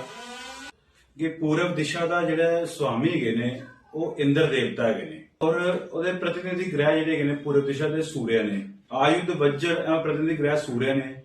ਜਿਹੜਾ ਕਾਲ ਪੁਰਸ਼ ਹੈਗਾ ਨਾ ਵਾਸਤੂ ਪੁਰਸ਼, ਉਹਦਾ ਮੂੰਹ ਹੈ। ਜੇ ਘਰ ਦਾ ਦਰਵਾਜ਼ਾ ਸਾਡਾ ਵੱਡਾ ਆ ਤੇ ਪੂਰਬ ਵਾਲੇ ਪਾਸੇ ਵੱਡੀ ਵੱਡੀ ਖਿੜਕੀਆਂ, ਝਰੋਖੇ ਜਿੱਥੋਂ ਸੂਰਜ ਦਾ ਪ੍ਰਕਾਸ਼ ਆਉਂਦਾ ਵਾ, ਤੇ ਉਹ ਵਿਅਕਤੀ ਦਾ ਇੱਕ ਲਗਨ ਵੀ ਸੂਰਜ ਦਾ ਹੋ ਜਾਂਦਾ ਹੈ। ਸਿੰਘ ਲਗਨ ਵਾਲੇ ਜਿਹੜੇ ਹੁੰਦੇ ਨੇ ਨਾ, ਜਿਨ੍ਹਾਂ ਦੀ ਕੁੰਡਲੀ 'ਚ ਸਿੰਘ ਲਗਨ ਹੁੰਦਾ ਵਾ, ਉਹਨਾਂ ਦੇ ਘਰ ਜਿਹੜੇ ਆ ਪੂਰਬ ਦਿਸ਼ਾ ਵਾਲੇ ਪਾਸੇ ਮੁੱਖ ਵਾਲੇ ਜ਼ਿਆਦਾਤਰ ਹੁੰਦੇ ਨੇ। ਤੇ ਪੂਰਬ ਦਿਸ਼ਾ ਦੇ ਵਿੱਚ ਧਿਆਨ ਵੀ ਜ਼ਰੂਰ ਦੇਣਾ ਚਾਹੀਦਾ ਫਿਰ ਜੇ ਹੋਵੇ ਤੇ। ਜੇ ਮਕਾਨ ਪੂਰਬ ਵਾਲੇ ਪਾਸੇ ਹੈਗਾ ਵਾ ਤੇ ਉਹਦੇ 'ਚ ਖਿੜਕੀਆਂ ਵੀ ਅਵਸ਼ਯ ਹੋਣੀਆਂ ਚਾਹੀਦੀਆਂ ਹੈਗੀਆਂ। ਬਿਲਕੁਲ ਪ੍ਰੋਪਰ ਬੰਦ ਨਹੀਂ ਹੋਣਾ ਚਾਹੀਦਾ, ਸੂਰਜ ਦਾ ਪ੍ਰਕਾਸ਼ ਜ਼ਰੂਰ ਆਉਣਾ ਚਾਹੀਦਾ ਹੈਗਾ। ਪੂਰਬ ਦਿਸ਼ਾ ਸਾਫ਼ ਸੁਥਰੀ ਹੋਣੀ ਚਾਹੀਦੀ ਆ, ਬਾਹਰ ਐ ਨਾ ਹੋਵੇ ਖਲਾਰਾ ਹੀ ਪਿਆ ਰਵੇ। ਜਿੱਥੇ ਸੂਰਜ ਦੀ ਰੋਸ਼ਨੀ ਜਿੱਥੇ ਆਣੀ ਆ ਉੱਥੇ ਜੰਗਾਲ ਲੱਗਾ ਹੋਵੇ, ਜਾਲੀ ਨੂੰ ਪ੍ਰਕਾਸ਼ ਆਣਾ ਹੀ ਬੰਦ ਹੋ ਜਾਵੇ, ਬੰਦ ਰਸਤਾ ਹੋਵੇ। ਮਤਲਬ ਸੂਰਜ ਦੀ એનર્ਜੀ ਘਰ ਦੇ ਅੰਦਰ ਆਣੀ ਜਿਹੜੀ ਹੈ ਨਾ ਬਹੁਤ ਜ਼ਰੂਰੀ ਹੈਗੀ ਆ। ਔਰ ਕੋਸ਼ਿਸ਼ ਇਹ ਜ਼ਰੂਰ ਕਰਨੀ ਚਾਹੀਦੀ ਹੈ ਕਿ ਟਾਇਲਟ ਜਿਹੜਾ ਹੈਗਾ ਨਾ ਉਹ ਪੂਰਬ ਦਿਸ਼ਾ ਵਾਲੇ ਪਾਸੇ ਨਾ ਹੋਵੇ, ਨਹੀਂ ਤਾਂ ਪੂਰਬ ਦਿਸ਼ਾ ਵਾਲੇ ਪਾਸੇ ਜਿਹੜਾ ਪ੍ਰਕਾਸ਼ એનર્ਜੀ ਆਏਗੀ ਨਾ ਗੰਦੀ એનર્ਜੀ ਆਏਗੀ। ਇਸ ਕਰਕੇ ਉਹਦੇ 'ਚ ਜਿਹੜਾ ਟਾਇਲਟ ਨਹੀਂ ਹੋਣਾ ਚਾਹੀਦਾ। ਔਰ ਪੂਰਬ ਦਿਸ਼ਾ ਜਿਹੜੀ ਹੈ ਨਾ ਉੱਚੀ ਨਹੀਂ ਹੋਣੀ ਚਾਹੀਦੀ। ਜੇ ਤੁਸੀਂ ਪੂਰਬ ਦਿਸ਼ਾ ਉੱਚੀ ਕਰ ਦੋਗੇ ਤੇ ਪੂਰਬ ਦੇ ਵਾਲੇ ਪਾਸੇ ਥੱਲੇ ਆਓਗੇ ਤੇ ਘਰ ਦਾ ਜਿਹੜਾ ਸਵਾਮੀ ਨਾ ਥੱਲੇ ਨੂੰ ਜਾਏਗਾ, ਉੱਪਰ ਨੂੰ ਨਹੀਂ ਜਾਏਗਾ। ਔਰ ਜਿਹੜਾ ਬੱਚਾ ਅੱਗੇ ਬੱਚਾ ਹੋਣਾ ਵਾ ਉਹ ਮੰਦਬੁੱਧੀ ਹੋਏਗਾ। ਫਿਰ ਸੂਰਜ ਦਾ ਤੁਸੀਂ ਇੱਕ ਚੀਜ਼ ਸੂਰਜ ਵਾਲੇ ਪਾਸੇ ਤਾਂ ਕਰਤੀ, ਬਾਕੀ ਵਾਲੇ ਪਾਸੇ ਤਾਂ ਕਰਤੀ ਹੈ ਤੇ ਫਿਰ ਸੰਤਾਨ ਨੂੰ ਵੀ ਕਸ਼ਟ ਪਹੁੰਚਦਾ ਹੈਗਾ। ਬਾਕੀ ਪੂਰਬੀ ਦਿਸ਼ਾ ਦੇ ਵਿੱਚ ਜਿਹੜਾ ਦਰਵਾਜ਼ਾ ਬਣਾਇਆ ਉਹ ਅਗਨੇ ਮੁਖੀ ਕਰ ਦਈਏ ਤਾਂ ਵੀ ਨੁਕਸਾਨ ਹੁੰਦਾ ਵਾ। ਅਦਾਲਤੀ ਚੱਕਰ, ਦਰਿਦਰਤਾ, ਚੋਰੀ, ਅਗਨੀ ਦਾ ਜਿਹੜਾ ਡਰ ਜਿਹੜਾ ਹੈਗਾ ਨਾ ਉਸ ਦੇ ਵਿੱਚ ਲੱਗਾ ਰਹਿੰਦਾ ਵਾ। ਜੇ ਤੁਸੀਂ ਪੂਰਬ ਦਿਸ਼ਾ ਤੋਂ ਥੋੜਾ ਜਿਹਾ ਅਗਲੇ ਸਾਈਡ ਦੇ ਕਾਰਨਰ ਦੇ ਵਿੱਚ ਦਰਵਾਜ਼ਾ ਬਣਾ ਲਿਆ ਹੈਗਾ। ਜਿਹੜਾ ਪੂਰਬੀ ਦਿਸ਼ਾ ਦੇ ਵਿੱਚ ਜੇ ਅਸੀਂ ਚਬੂਤਰੇ ਵੱਡੇ ਕਰ ਦਈਏ ਤਾਂ ਵੀ ਖਰਾਬੀ ਪੈਂਦੀ ਹੈਗੀ ਆ। ਕੂੜਾ ਕਰਕਟ ਪੱਥਰ ਮਤਲਬ ਗੰਦਗੀ ਉੱਥੇ ਪਈ ਹੋਵੇ, ਮਿੱਟੀ ਦੇ ਟਿੱਲੇ ਬਣ ਜਾਣ, ਫਿਰ ਵੀ ਨੁਕਸਾਨ ਹੁੰਦਾ ਵਾ। ਇਹ ਵੀ ਚੀਜ਼ਾਂ ਨਹੀਂ ਹੋਣੀ ਚਾਹੀਦੀਆਂ। ਪੂਰਬੀ ਦਿਸ਼ਾ ਸਾਫ਼ ਸੁਥਰੀ ਰਹਿਣੀ ਚਾਹੀਦੀ ਹੈਗੀ ਆ। ਪੂਰਬੀ ਦਿਸ਼ਾ ਦੇ ਵਿੱਚ ਖਾਲੀ ਜਗ੍ਹਾ ਨਾ ਛੱਡੀ ਹੋਵੇ ਤੇ ਪੱਛਮੀ ਦਿਸ਼ਾ ਦੇ ਵਿੱਚ ਢਲਾਨਦਾਰ ਬਣਾ ਦਿੱਤਾ ਜਾਵੇ ਤੇ ਇਸ ਤਰ੍ਹਾਂ ਦੇ ਵਿੱਚ ਵੀ ਜਿਹੜਾ ਘਰ ਦੇ ਵਿੱਚ ਨਾ ਫਿਰ ਰੋਗਾਂ ਦੀ ਉਤਪਤੀ ਹੋਣ ਲੱਗ ਪੈਂਦੀ ਹੈਗੀ ਆ। ਇਸ ਕਰਕੇ ਜਿਹੜਾ ਹੈਗਾ ਵਾ ਇਹ ਪੂਰਬੀ ਦਿਸ਼ਾ ਵਾਲੇ ਮਕਾਨ ਦਾ ਧਿਆਨ ਰੱਖਣਾ ਚਾਹੀਦਾ। ਮਕਾਨ ਜੇ ਕਿਰਾਏ ਤੇ ਦੇਣਾ ਹੈਗਾ ਵਾ ਤੇ ਫਿਰ ਮਕਾਨ ਮਾਲਕ ਨੂੰ ਆਪ ਉੱਚੇ ਵਾਲੇ ਹਿੱਸੇ ਦੇ ਵਿੱਚ ਰਹਿਣਾ ਚਾਹੀਦਾ ਵਾ ਤੇ ਜਿਹੜਾ ਘਰ ਦਾ ਮਕਾਨ ਦਾ ਨਿਚਲਾ ਹਿੱਸਾ ਹੈਗਾ ਵਾ ਉਹ ਕਿਰਾਏਦਾਰ ਨੂੰ ਦੇਣਾ ਚਾਹੀਦਾ ਹੈਗਾ। ਕਿਰਾਏਦਾਰ ਨੂੰ ਖਾਲੀ ਕਰਵਾ ਕੇ ਦੂਸਰੇ ਕਿਰਾਏਦਾਰ ਨੂੰ ਦੇਣਾ ਚਾਹੀਦਾ ਹੈਗਾ ਵਾ। ਮਤਲਬ ਨੀਚੀ ਜਗ੍ਹਾ ਦੇ ਵਿੱਚ ਆਪ ਨਹੀਂ ਰਹਿਣਾ ਚਾਹੀਦਾ। ਪੂਰਬੀ ਦਿਸ਼ਾ ਦੇ ਵਿੱਚ ਜਿਹੜੀ ਬਣੀ ਨਾ ਚਾਰ ਦੀਵਾਰੀ ਉਹ ਉੱਚੀ ਨਹੀਂ ਹੋਣੀ ਚਾਹੀਦੀ, ਨਹੀਂ ਤੇ ਸੰਤਾਨ ਨੂੰ ਵੀ ਅੱਗੇ ਜਿਹੜਾ ਹਾਨੀ ਉਠਾਣੀ ਪੈਂਦੀ ਹੈਗੀ ਹੈ। ਇਹਦਾ ਜਿਹੜਾ ਨਿਵਾਰਣ ਹੈਗਾ ਵਾ, ਜੇ ਕਿਤੇ ਇਸ ਤਰ੍ਹਾਂ ਦੇ ਕੋਈ ਘਰ ਤੁਹਾਡੇ ਅਗਨੀ ਕੋਣ ਦੇ ਵਿੱਚ ਦਰਵਾਜ਼ਾ ਬਣਿਆ ਵਾ ਜਾਂ ਇਸ ਤਰ੍ਹਾਂ ਦਾ ਕੋਈ ਬਣਿਆ ਵਾ ਤਾਂ ਇਹਦਾ ਫਿਰ ਵਾਸਤੂ ਦੋਸ਼ ਦੇ ਵਿੱਚ ਨਿਵਾਰਨ ਕਰ ਲੈਣਾ ਚਾਹੀਦਾ, ਨੁਕਸਾਨ ਹੋਣ ਤੋਂ ਬਚ ਲੈਣਾ ਚਾਹੀਦਾ ਵਾ। ਸੂਰਜ ਯੰਤਰ ਜਿਹੜਾ ਹੈਗਾ ਨਾ, ਉਹਦੀ ਪ੍ਰਾਣ ਪ੍ਰਤਿਸ਼ਠਾ ਕਰਕੇ ਤੇ ਪੂਰਬ ਦਿਸ਼ਾ ਵਾਲੇ ਪਾਸੇ ਸਥਾਪਿਤ ਕਰਵਾਉਣੀ ਚਾਹੀਦੀ ਹੈਗੀ ਹੈ। ਪੂਜਾ ਕਰਕੇ, ਉਹਦੀ ਪ੍ਰਾਣ ਪ੍ਰਤਿਸ਼ਠਾ ਕਰਕੇ, ਸੂਰਜ ਦੇਵ ਦੇ ਮੰਤਰਾਂ ਦਾ ਪਾਠ ਕਰਕੇ ਤੇ ਸੂਰਜ ਯੰਤਰ ਦੀ ਸਥਾਪਨਾ ਪੂਰਬ ਦਿਸ਼ਾ ਵਾਲੇ ਪਾਸੇ ਕਰ ਦਈਏ ਤੇ ਉਸ ਚੀਜ਼ ਦੇ ਜਿਹੜੇ ਨੁਕਸਾਨ ਹੋਣਾ ਹੁੰਦਾ ਵਾ ਉਹ ਨੁਕਸਾਨ ਨਹੀਂ ਹੁੰਦਾ, ਅਪਿਤੂ ਉਹਦੇ ਦੋਸ਼ ਜਿਹੜੇ ਆ ਘਟ ਜਾਂਦੇ ਹੈਗੇ। ਬਾਕੀ ਪੂਰਬੀ ਜਿਹੜਾ ਦਰਵਾਜ਼ਾ ਹੁੰਦਾ ਨਾ, ਉਹਦੇ 'ਚ ਵੀ ਕੋਈ ਮੰਗਲਕਾਰੀ ਚੀਜ਼ ਲਗਾ ਦੇਣੀ ਚਾਹੀਦੀ ਹੈਗੀ ਆ। ਮੰਗਲਕਾਰੀ ਚਾਹੇ ਤਾਂ ਕਰੋਸ ਜਿਹੜਾ ਗਣੇਸ਼ ਜੀ ਬਣੇ ਹੁੰਦੇ, ਸਵਾਸਤਿਕ ਦਾ ਨਿਸ਼ਾਨ ਬਣਿਆ ਹੁੰਦਾ ਵਾ, ਉਹ ਲਗਵਾ ਦਿਓ, ਜਾਂ ਕੋਈ ਹੋਰ ਕੋਈ 골ਡਨ ਕਲਰ ਦੇ ਵਿੱਚ ਕੋਈ ਤੋਰਨ ਦਵਾਰ ਜਿਸ ਤਰ੍ਹਾਂ ਸਜਾਵਟੀ ਹੁੰਦੇ ਨੇ ਉਸ ਤਰ੍ਹਾਂ ਲਗਵਾ ਦਿਓ। ਇਹਦੇ ਨਾਲ ਵੀ ਫਿਰ ਉਹ ਵਾਸਤੂ ਦੋਸ਼ ਖਤਮ ਹੋ ਜਾਂਦਾ ਹੈਗਾ। ਹੁਣ ਅਸੀਂ ਗੱਲ ਕਰਦੇ ਹਾਂ ਪੱਛਮ ਦਿਸ਼ਾ ਦੀ। ਪੱਛਮ ਦਿਸ਼ਾ ਦੇ ਜਿਹੜੇ ਸਵਾਮੀ ਨੇ ਉਹ ਜਲ ਦੇਵਤਾ ਨੇ। ਜਲ ਦੇਵਤਾ ਨੂੰ ਅਸੀਂ ਕੀ ਕਹਿੰਦੇ ਨੇ? ਵਰੁਣ ਦੇਵ। ਤੇ ਵਰੁਣ ਦੇਵ ਆਯੁਧ ਪਾਸ਼ ਜਿਹੜਾ ਵਰੁਣ ਦੇਵ ਜੀ ਦੇ ਹਥਿਆਰ ਨੇ, ਇਹ ਉਹਦੇ ਹੈਗੇ ਨੇ ਹਥਿਆਰ ਹੁੰਦੇ ਨੇ। ਤੇ ਜਿਹੜਾ ਉਹਨਾਂ ਦੇ ਪ੍ਰਤੀਨਿਧੀ ਗ੍ਰਹਿ ਹੈਗੇ ਪੱਛਮ ਦੇ, ਉਹ ਸ਼ਨੀ ਦੇਵ ਨੇ। ਸ਼ਨੀ ਗ੍ਰਹਿ ਆ ਤੇ ਦੇਵ ਵਰੁਣ ਦੇਵ ਨੇ। ਹਮੇਸ਼ਾ ਦੇਵਤਾ, ਗ੍ਰਹਿ, ਮਨੁੱਸ਼, ਇਹਨਾਂ ਚੀਜ਼ਾਂ ਦਾ ਫਰਕ ਸਮਝਣਾ ਚਾਹੀਦਾ। ਪੱਛਮ ਦਿਸ਼ਾ ਦੇ ਵਿੱਚ ਜਿਹੜਾ ਵਾਸਤੂ ਪੁਰਸ਼ ਹੈ ਜਾਂ ਕਾਲ ਪੁਰਸ਼ ਹੈਗਾ, ਜਿਹੜਾ ਮਤਲਬ ਉਸ ਘਰ ਦੇ ਵਿੱਚ ਰਹਿ ਰਿਹਾ ਵਾ, ਜਿਹਨੂੰ ਇਫੈਕਟ ਪੈਣਾ ਜਾਂ ਵਾਸਤੂ ਪੁਰਸ਼ ਹੈਗਾ ਵਾ, ਉਹ ਜਿਹੜੀ ਪੱਛਮ ਦਿਸ਼ਾ ਹੁੰਦੀ ਆ, ਉਹਦਾ ਪੇਟ, ਗੁਪਤਾਂਗ ਤੇ ਜਨਨੰਗ ਦਾ ਵਿਚਾਰ ਕੀਤਾ ਜਾਂਦਾ ਹੈ। ਸਮਝੇ? ਗੁਪਤ ਅੰਗਾਂ ਦਾ ਵਿਚਾਰ ਵੀ ਜਿਹੜਾ ਪੱਛਮ ਦਿਸ਼ਾ ਵਾਲੇ ਪਾਸਿਓਂ ਕੀਤਾ ਜਾਂਦਾ ਹੈਗਾ। ਜੇ ਮੁੱਖ ਦਵਾਰ, ਮੇਨ ਗੇਟ ਪੱਛਮ ਦਿਸ਼ਾ ਵਾਲੇ ਪਾਸੇ ਹੈਗਾ ਵਾ, ਤੇ ਜੇ ਉਹ ਦਰਵਾਜ਼ਾ ਗਲਤ ਬਣਿਆ ਹੋਇਆ ਹੈਗਾ ਵਾ, ਤੇ ਇਹਦੇ 'ਚ ਫਿਰ ਨਾ ਆਮਦਨੀ ਠੀਕ ਨਹੀਂ ਰਹਿੰਦੀ, ਮਤਲਬ ਇਨਕਮ ਸੋਰਸ ਜਿਹੜੇ ਆ ਤੁਹਾਡੇ ਘੱਟ ਰਹਿਣਗੇ, ਔਰ ਉਹਨੂੰ ਕੋਈ ਗੁਪਤ ਬਿਮਾਰੀ ਵੀ ਹੋ ਸਕਦੀ ਹੈ। ਜੇ ਤੁਸੀਂ ਪੱਛਮ ਦਿਸ਼ਾ ਵਾਲੇ ਪਾਸੇ ਜੇ ਤੁਸੀਂ ਖਰਾਬੀਆਂ ਕੀਤੀਆਂ ਹੋਈਆਂ, ਦਰਵਾਜ਼ਾ ਠੀਕ ਨਹੀਂ ਬਣਿਆ ਹੋਇਆ, ਖਿੜਕੀਆਂ ਠੀਕ ਨਹੀਂ ਬਣੀਆਂ ਹੋਈਆਂ, ਗੰਦੀਆਂ ਕੀਤੀਆਂ ਹੋਈਆਂ, ਖਿਲਾਰਾ ਪਾਇਆ ਹੋਇਆ ਵਾ, ਤੇ ਉਹਦੇ 'ਚ ਫਿਰ ਆਮਦਨੀ ਜਿਹੜੀ ਹੈਗੀ ਉਹ ਘੱਟ ਜਾਂਦੀ ਹੈਗੀ ਆ। ਇਸ ਕਰਕੇ ਇਹਨੂੰ ਜਿਹੜਾ ਹੈਗਾ ਵਾ ਨਾ, ਇਹਨੂੰ ਸਾਫ਼ ਸੁਥਰਾ ਰੱਖਣਾ ਚਾਹੀਦਾ ਹੈਗਾ ਵਾ। ਤੇ ਪੱਛਮ ਦਿਸ਼ਾ ਦੇ ਵਿੱਚ ਪੱਥਰ, ਚਟਾਨ, ਜਿਹੜਾ ਦਰਾਰਾਂ ਹੋਣ, ਮਤਲਬ ਪੱਛਮ ਦਿਸ਼ਾ ਵਾਲੇ ਪਾਸੇ ਜੇ ਕੰਮ ਦੀਵਾਰਾਂ ਹੈਗੀਆਂ ਤੇ ਦਰਾਰਾਂ ਪਈਆਂ ਹੋਈਆਂ, ਤਾਂ ਵੀ ਜਿਹੜੀ ਆਮਦਨੀ ਘਟ ਜਾਂਦੀ ਹੈਗੀ, ਦਰਿਦਰਤਾ ਆਉਂਦੀ ਹੈਗੀ ਆ। ਤਰੇੜਾਂ ਨਹੀਂ ਪੈਣੀਆਂ ਚਾਹੀਦੀਆਂ ਪੱਛਮ ਦਿਸ਼ਾ ਦੇ ਜਿਹੜੇ ਦੀਵਾਰ ਨੂੰ। ਤਰੇੜਾਂ ਪਈਆਂ ਵਾ ਜਾਂ ਉੱਥੇ ਪੱਥਰ ਪਏ ਨੇ ਜਾਂ ਰਸਤਾ ਅੱਗੋਂ ਬੰਦ ਕੀਤਾ ਹੋਇਆ ਵਾ, ਤੇ ਉਹ ਸਵਾਮੀ ਨੂੰ ਸੰਘਰਸ਼ ਕਰਨਾ ਪੈਂਦਾ ਵਾ ਇਨਕਮ ਸੋਰਸ ਵਾਸਤੇ, ਮਤਲਬ ਬਹੁਤ ਜ਼ਿਆਦਾ ਸਟਰਗਲ ਕਰਨੀ ਪੈਂਦੀ ਹੈਗੀ ਆ। ਇਸ ਕਰਕੇ ਉਹਨੂੰ ਕਿਸੇ ਵੇਲੇ ਤੇ ਜੇ ਜ਼ਿਆਦਾ ਖਰਾਬੀ ਹੋਵੇ, ਜ਼ਿਆਦਾ ਖਰਾਬੀ ਕੀਤੀ ਹੋਵੇ, ਤੇ ਅਸਫਲਤਾ ਮਿਲਦੀ ਹੈਗੀ ਆ। ਪੱਛਮ ਦਿਸ਼ਾ ਦੇ ਵਿੱਚ ਨਹਾਉਣ ਦਾ ਕਮਰਾ, ਸਨਾਨ ਗ੍ਰਹਿ ਜਿਹਨੂੰ ਕਹਿ ਦਿੰਦੇ ਆ ਜੀ, ਸ਼ੈਨ ਕਕਸ਼, ਮਤਲਬ ਜੇ ਪੱਛਮ ਦਿਸ਼ਾ ਵਾਲੇ ਪਾਸੇ ਹੈਗਾ ਵਾ ਤੇ ਉਹਦੇ 'ਚ ਬਹੁਤ ਘੱਟ ਸਮੇਂ ਤੱਕ ਉਹ ਪਤੀ ਪਤਨੀ ਵੀ, ਜੇ ਉੱਥੇ ਤੁਹਾਡਾ ਉਹ ਸਲੀਪਿੰਗ ਰੂਮ ਬਣਿਆ ਹੋਇਆ ਵਾ, ਤੇ ਉੱਥੇ ਵੀ ਕੁਛ ਨਾ ਕੁਛ ਜਿਹੜੀਆਂ ਨਾ ਤੁਹਾਡੀਆਂ ਪ੍ਰੋਬਲਮਾਂ ਰਹਿਣਗੀਆਂ। ਜੇ ਤੁਹਾਡਾ ਉੱਥੇ ਰਹਿ ਕੇ ਪੱਛਮ ਦਿਸ਼ਾ ਵਾਲੇ ਪਾਸੇ ਠੀਕ ਵੀ ਹੁੰਦਾ ਵਾ, ਝਗੜਾ ਨਹੀਂ ਹੁੰਦਾ, ਪਰ ਫਿਰ ਵੀ ਲੰਬੀਆਂ ਯਾਤਰਾਵਾਂ ਘਰ ਵਾਲੇ ਨੂੰ ਬਾਰ-ਬਾਰ ਕਰਨੀਆਂ ਪੈਂਦੀਆਂ ਹੈਗੀਆਂ, ਔਰ ਮਤਲਬ ਜਿਹੜੀ ਨੌਕਰੀ ਹੈਗੀ ਆ ਉਹ ਵੀ ਦੂਰ ਹੋ ਜਾਂਦੀ ਹੈਗੀ ਆ, ਜਾਂ ਕਾਰੋਬਾਰ ਜਾਂ ਨੌਕਰੀ ਆ ਉਹ ਵੀ ਦੂਰ ਹੋ ਜਾਂਦੀ ਹੈਗੀ ਆ। ਪੱਛਮ ਦਿਸ਼ਾ ਦੇ ਵਿੱਚ ਜੇ ਰਸੋਈ ਬਣਾ ਲੈਂਦੇ ਜੇ, ਤੇ ਫਿਰ ਤਾਂ ਰਸੋਈ ਤਾਂ ਠੀਕ ਹੁੰਦੀ ਆ, ਕਿਉਂਕਿ ਉਹਦਾ ਫੇਸ ਤੁਸੀਂ ਮੁੜ ਕੇ ਅਗਨੀ ਮੁਖ ਵਾਲੇ ਪਾਸੇ ਕਰ ਲੈਂਦੇ ਜੇ ਰੋਟੀ ਬਣਾਉਣ ਵਾਲੀ ਗ੍ਰਹਿਣੀ ਦਾ, ਤੇ ਉਹ ਜਿਹੜਾ ਮਾਲਕ ਦੀ ਹੈ ਨਾ ਇਨਕਮ ਸੋਰਸ ਵੱਧ ਜਾਂਦਾ ਹੈਗਾ, ਕਮਾਈ ਠੀਕ ਹੋ ਜਾਂਦੀ ਹੈ। ਪਰ ਫਿਰ ਵੀ ਜੋ ਧਨ ਵੱਧ ਜਾਂਦਾ ਹੈਗਾ ਵਾ, ਪਰ ਬਰਕਤ ਦਾ ਫਿਰ ਵੀ ਥੋੜਾ ਜਿਹਾ ਰਹਿੰਦਾ ਹੋਗਾ ਕਿ ਉਹ ਬਰਕਤ ਨਹੀਂ ਰਹਿੰਦੀ ਉਸ ਦੁਕਾਨ, ਰਸੋਈ ਘਰ ਜੇ ਪੱਛਮ ਦਿਸ਼ਾ ਵਾਲੇ ਪਾਸੇ ਬਣਿਆ ਹੋਵੇ। ਜੇ ਪੱਛਮ ਦਿਸ਼ਾ ਦੇ ਵਿੱਚ ਕੋਈ ਤੁਸੀਂ ਅਗਨੀ ਸਥਲ ਰੱਖ ਲਿਆ ਹੈਗਾ, ਕਿਉਂਕਿ ਪੱਛਮ ਦਿਸ਼ਾ ਜਿਹੜੀ ਹੈਗੀ ਆ ਜਲ ਦਾ ਵਰੁਣ ਦੇਵਤਾ ਦਾ ਸਥਾਨ ਹੈਗਾ, ਜੇ ਤੁਸੀਂ ਕੋਈ ਉੱਥੇ ਅਗਨੀ ਤੱਤਵ ਰੱਖ ਲਿਆ ਹੈਗਾ ਵਾ, ਤੇ ਫਿਰ ਉੱਥੇ ਕੁਛ ਨਾ ਕੁਛ ਡਰ ਵੀ ਰਹਿੰਦਾ ਹੈਗਾ ਵਾ। ਇਸ ਕਰਕੇ ਪੱਛਮ ਦਿਸ਼ਾ ਦੇ ਵਿੱਚ ਅਗਰ ਅਸੀਂ ਰਸੋਈ ਬਣਾਈ ਹੈ ਨਾ, ਤੇ ਉਹਦੇ ਵਾਸਤੇ ਵੀ ਸਾਨੂੰ ਦੇਖਣਾ ਪੈਂਦਾ ਹੈ ਕਿ ਉੱਥੇ ਅਸੀਂ ਗੈਸ ਕਿੱਥੇ ਰੱਖਣੀ ਹੈਗੀ ਆ, ਸਿਲੰਡਰ ਕਿੱਥੇ ਰੱਖਣਾ ਹੈ, ਬਿਜਲੀ ਦਾ ਜਿਹੜਾ ਕਨੈਕਸ਼ਨ ਕਿੱਥੇ ਰੱਖਣਾ ਹੈਗਾ ਵਾ।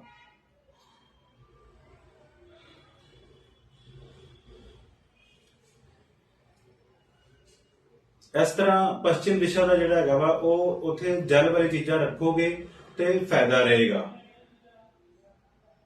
ਪੱਛਮ ਦਿਸ਼ਾ ਵਾਲੇ ਪਾਸੇ ਅਗਰ ਇਸ ਤਰ੍ਹਾਂ ਦੇ ਕੋਈ ਵਾਸਤੂ ਦੋਸ਼ ਹੈਗੇ ਆ, ਬਹੁਤ ਲੰਬੀ ਅਸੀਂ ਗੱਲ ਨਾ ਕਰੀਏ ਤੇ ਅਸੀਂ ਸਿੱਧਾ ਅਸੀਂ ਨਿਵਾਰਨ ਵਾਲੇ ਪਾਸੇ ਆਏ, ਕਿਉਂਕਿ ਬਹੁਤ ਸਾਰੀ ਚੀਜ਼ਾਂ ਇਹੋ ਜਿਹੀਆਂ ਹੋ ਜਾਂਦੀਆਂ ਜਦੋਂ ਅਸੀਂ ਉਹਦੇ ਚ ਬਣਾ ਲੈਂਦੇ ਹੈਗੇ ਆ ਤੇ ਕੋਈ ਬਰਸਾਤ ਦਾ ਪਾਣੀ ਇਕੱਠਾ ਹੋ ਰਿਹਾ ਹੈ, ਕੋਈ ਨਿਰੰਤਰ ਦਿਸ਼ਾ ਵਾਲੇ ਪਾਸੇ ਤੁਸੀਂ ਕੁਝ ਕਰ ਲਿਆ ਹੈਗਾ ਵਾ, ਕੁਛ ਝੌਂਪੜੀਆਂ, ਕਮਰੇ, ਕੁਟੀਆਂ, ਕੋਈ ਨੌਕਰਾਂ ਦਾ ਕਮਰਾ ਬਣਾ ਦਿੱਤਾ ਹੈਗਾ ਵਾ, ਤੇ ਉਹ ਉਸ ਹਿਸਾਬ ਨਾਲ ਵੱਖਰਾ ਵੱਖਰਾ ਨੁਕਸਾਨ ਹੋ ਜਾਂਦਾ ਵਾ। ਇਸ ਕਰਕੇ ਅਸੀਂ ਸਿੱਧੀ ਗੱਲ ਕਰਾਂਗੇ ਕਿ ਅਸੀਂ ਇਹਦਾ ਨਿਵਾਰਨ ਕਿਸ ਤਰ੍ਹਾਂ ਕਰੀਏ। ਉੱਥੇ ਪੱਛਮ ਦਿਸ਼ਾ ਵਾਲੇ ਪਾਸੇ ਨਾ ਵਰੁਣ ਜੰਤਰ ਦੀ ਸਥਾਪਨਾ ਕਰਨੀ ਪੈਂਦੀ ਹੈ। ਵਰੁਣ ਜੰਤਰ ਜਿਹੜੇ ਜਲ ਦੇ ਦੇਵਤਾ ਨੇ, ਉਹਨਾਂ ਦੀ ਪ੍ਰਾਣ ਪ੍ਰਤਿਸ਼ਠਾ ਕਰਕੇ ਇੱਕ ਵਰੁਣ ਜੰਤਰ ਦੀ ਸਥਾਪਨਾ ਕਰਨੀ ਪੈਂਦੀ ਹੈਗੀ ਹੈ। ਤੇ ਉਹਦੇ ਵਿੱਚ ਸ਼ਨੀਵਾਰ ਨੂੰ ਮਤਲਬ ਥੋੜੇ ਪੌਦੇ ਲਗਾ ਕੇ ਤੇ ਉਹਨਾਂ ਨੂੰ ਪੌਦਿਆਂ ਨੂੰ ਸੀਂਚਣਾ ਪੈਂਦਾ ਹੈਗਾ ਵਾ।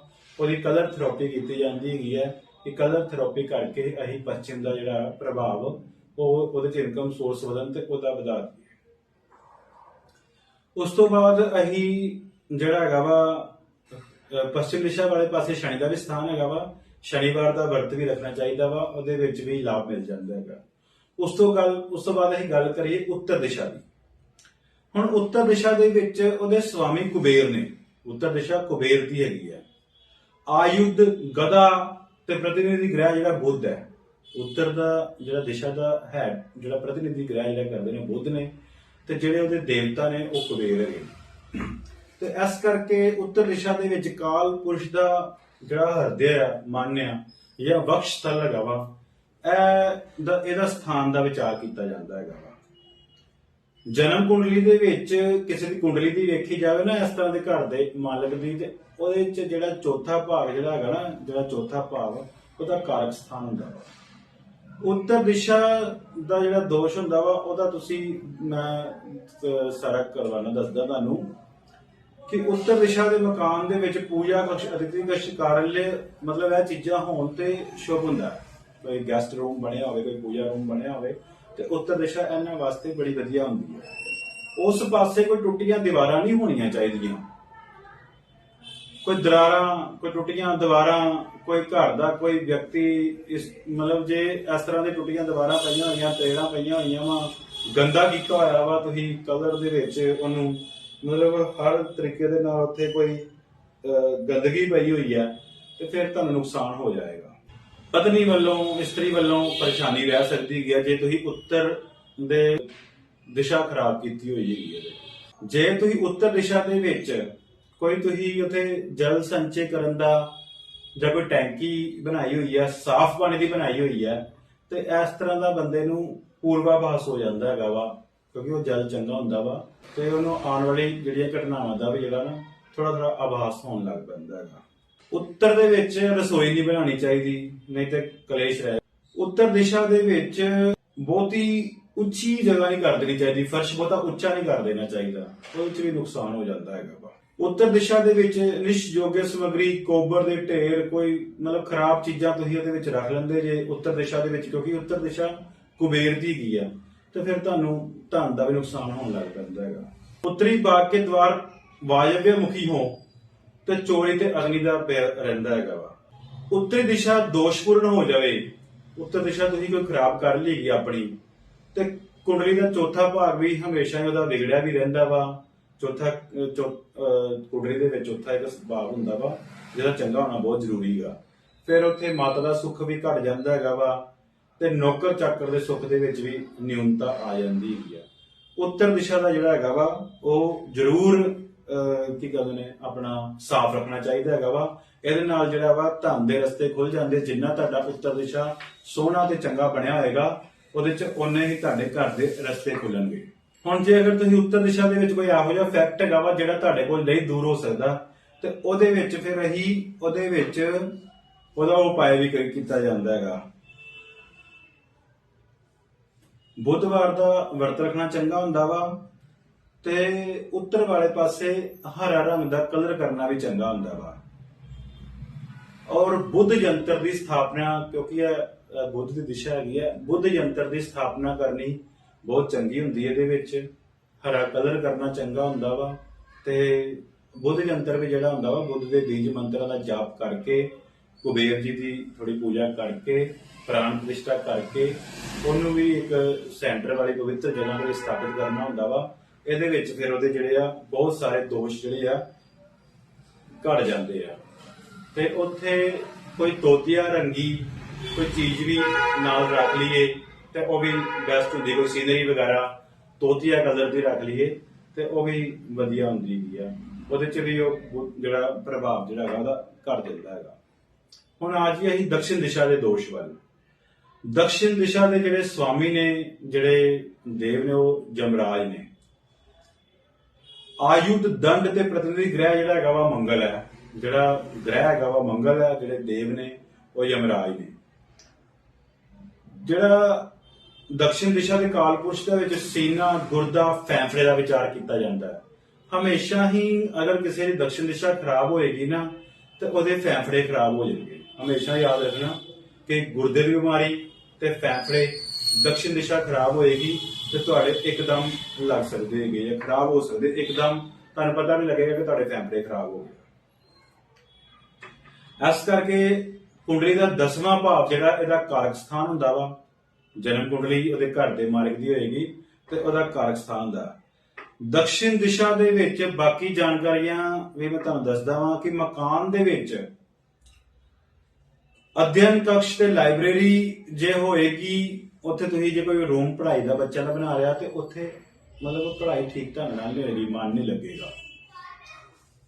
ਪੂਜਾ ਕਕਸ਼, ਸ਼ੈਨ ਕਕਸ਼ ਸਿਰਫ ਦਿਖਾਵਾ ਹੋਏਗੀ।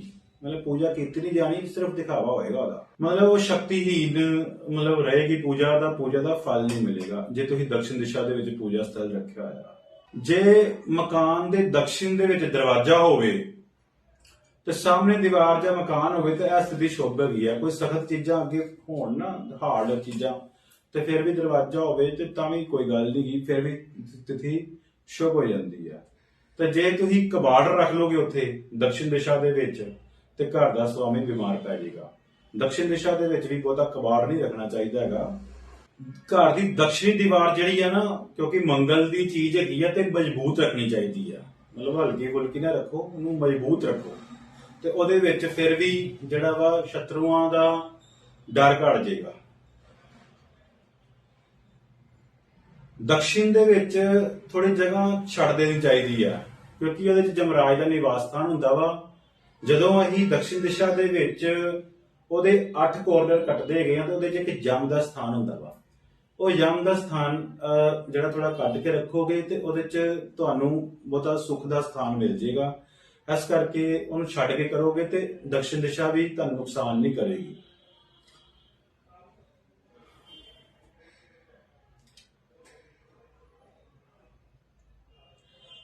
ਜੇ ਉੱਤਰ ਦੀ ਅਪੇਖਾ ਦਕਸ਼ਿਣ ਦੇ ਵਿੱਚ ਥੋੜੀ ਜਗ੍ਹਾ ਘੱਟ ਕਰਕੇ ਮਤਲਬ ਕਰਕੇ ਨਿਵਾਸ ਕਰੋਗੇ ਤੇ ਬੈਸਟ ਰਹੇਗਾ।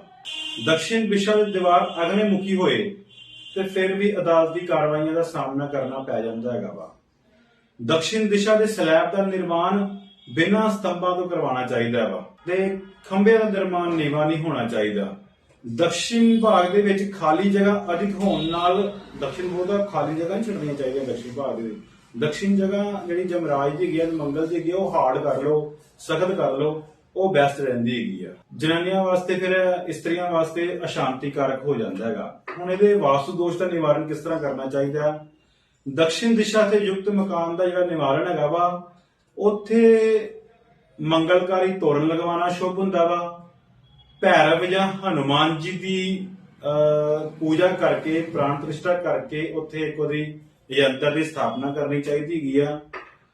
ਔਰ ਗਣਪਤੀ ਜਿਹੜੇ ਹੈਗੇ ਨੇ ਦਕਸ਼ਿਣਮੁਖੀ, ਜਿਹਦਾ ਸੱਜੇ ਪਾਸੇ ਸੁੰਡ ਹੋਵੇ, ਉੱਥੇ ਗਣਪਤੀ ਇਹੋ ਜਿਹੇ ਗਣਪਤੀ ਦੀ ਸਥਾਪਨਾ ਕਰਨੀ ਜਿਹੜੀ ਹੈਗੀ ਆ ਉਹ ਸ਼ੁਭ ਰਹਿੰਦੀ ਹੈਗੀ ਆ। ਗਣਪਤੀ ਜਿਹੜੇ ਸੱਜੇ ਪਾਸੇ ਸੁੰਡ ਹੈਗੀ ਆ ਉਹਨਾਂ ਨੂੰ ਅੰਦਰ ਬਾਹਰ ਦੋਨਾਂ ਪਾਸੇ ਲਗਵਾ ਲੈਣਾ ਚਾਹੀਦਾ ਹੈਗਾ। ਉਹ ਵੀ ਉਹਦੀ ਪੂਜਾ ਕਰਕੇ, ਪ੍ਰਾਣ ਪ੍ਰਤਿਸ਼ਠਾ ਕਰਕੇ, ਆਪਣੀਆਂ ਮਰਜ਼ੀਆਂ ਨਹੀਂ ਕਰਨੀਆਂ ਹੈਗੀਆਂ ਕਿ ਥੋੜੇ ਜਿਹੇ ਪੈਸੇ ਬਚਾਉਣ ਵਾਸਤੇ ਤੁਸੀਂ ਆਪਣੇ ਆਪ ਹੀ ਸਾਰੇ ਕੰਮ ਕਰਦੇ ਫਿਰੋ। ਉਹਦੀ ਪ੍ਰਾਣ ਪ੍ਰਤਿਸ਼ਠਾ ਪੂਜਾ ਕਰਕੇ ਵਧੀਆ ਤਰੀਕੇ ਦੇ ਨਾਲ ਕਰਵਾਓਗੇ ਤੇ ਉਹਦਾ ਜਿਹੜਾ ਵਾ ਦਕਸ਼ਿਣ ਦਿਸ਼ਾ ਦਾ ਦੋਸ਼ ਹੈਗਾ ਵਾ ਉਹ ਘਟ ਜਾਏਗਾ। ਉਸ ਤੋਂ ਬਾਅਦ ਅਸੀਂ ਗੱਲ ਕਰਦੇ ਹਾਂ ਈਸ਼ਾਨ ਦੋਸ਼ ਦੀ। ਈਸ਼ਾਨ ਜਿਹੜੀ ਇਹ ਸਾਡੀ ਤੁਹਾਨੂੰ ਪਤਾ ਸਭ ਤੋਂ ਮੈਂ ਪਹਿਲੇ ਵੀ ਦੱਸਿਆ ਕਿ ਸਭ ਤੋਂ ਪਵਿੱਤਰ ਜਗ੍ਹਾ ਈਸ਼ਾਨ ਕੋਨਾ ਹੁੰਦਾ ਵਾ, ਉੱਤਰ ਪੂਰਬ ਦਾ ਕਾਰਨਰ ਹੁੰਦਾ ਵਾ। ਤੇ ਇਹਦੇ ਜਿਹੜੇ ਪ੍ਰਗਤੀ ਗ੍ਰਹਿ ਬ੍ਰਹਸਪਤੀ ਹੈਗੇ ਨੇ ਤੇ ਇਹਦੇ ਸਵਾਮੀ ਰੁਦਰ ਨੇ, ਈਸ਼ਾਨ ਦਿਸ਼ਾ ਦੇ ਸਵਾਮੀ ਰੁਦਰ ਨੇ। ਆਯੁਧ ਤ੍ਰਿਸ਼ੂਲ ਪ੍ਰਗਤੀ ਗ੍ਰਹਿ ਬ੍ਰਹਸਪਤੀ ਹੈ। ਇਹਦੇ ਕਾਲਪੁਰਸ਼ ਦੀ ਦਾਈ ਅੱਖ ਪ੍ਰਭਾਵਿਤ ਰਹਿੰਦੀ ਹੈਗੀ ਆ, ਮਤਲਬ ਜਿਹੜੀ ਸੱਜੀ ਅੱਖ ਹੈਗੀ ਸਾਡੀ, ਇਹਦਾ ਪ੍ਰਭਾਵ ਜਿਹੜਾ ਹੈਗਾ ਈਸ਼ਾਨ ਕੋਣ ਚ ਰਹਿੰਦਾ ਹੈਗਾ। द्वितीय ਤੇ ਤ੍ਰਿਤੀय ਜਿਹੜਾ ਭਾਵ ਹੈਗਾ ਵਾ ਕੁੰਡਲੀ ਦਾ, ਉਹ ਈਸ਼ਾਨ ਕੋਣ ਚ ਆਉਂਦਾ ਹੈਗਾ। ਈਸ਼ਾਨ ਬਹੁਤ ਜ਼ਿਆਦਾ ਪਵਿੱਤਰ ਦਿਸ਼ਾ ਹੈਗੀ ਹੈ, ਇਹਦੀ ਸੁਰੱਖਿਆ ਹੋਣਾ ਅਨਿਵਾਰ ਹੈਗਾ ਵੇ, ਇਹਨੂੰ ਦੀ ਸੁਰੱਖਿਆ ਕਰਨੀ ਚਾਹੀਦੀ ਕਿ ਇਹ ਪਵਿੱਤਰ ਹੀ ਰਵੇ। ਇਹਦੇ ਚ ਤੇ ਕਦੀ ਵੀ ਟਾਇਲਟ ਵਗੈਰਾ ਜਾਂ ਬਾਥਰੂਮ ਵਗੈਰਾ ਕਦੀ ਵੀ ਨਹੀਂ ਬਣਾਉਣਾ ਚਾਹੀਦਾ। ਸੰਤਾਨ ਨਿਕੰਮੀ ਹੋ ਜਾਏਗੀ ਜੇ ਤੁਸੀਂ ਉੱਥੇ ਟਾਇਲਟ ਬਣਾਤਾ ਤੇ ਹਮੇਸ਼ਾ ਕਲੇਸ਼ ਰਹੇਗਾ। ਜਦੀ ਨਿਰਮਾਣ ਕਾਰਜ ਕਰਨ ਵੇਲੇ ਈਸ਼ਾਨ ਦਿਸ਼ਾ ਢੱਕ ਦਿੱਤੀ ਜਾਵੇ ਤੇ ਤਾਂ ਵੀ ਬੁਰਾ ਅਸਰ ਹੁੰਦਾ। ਬਲਾਕ ਦੇ ਅੰਤ ਦੇ ਵਿੱਚ ਮਕਾਨ ਹੋਵੇ, ਗਲੀ ਦੇ ਐਂਡ ਦੇ ਵਿੱਚ ਮਕਾਨ ਹੋਵੇ, ਈਸ਼ਾਨ ਦਿਸ਼ਾ ਢੱਕੀ ਜਾਵੇ ਤੇ ਫਿਰ ਵੀ ਨੁਕਸਾਨ ਹੁੰਦਾ।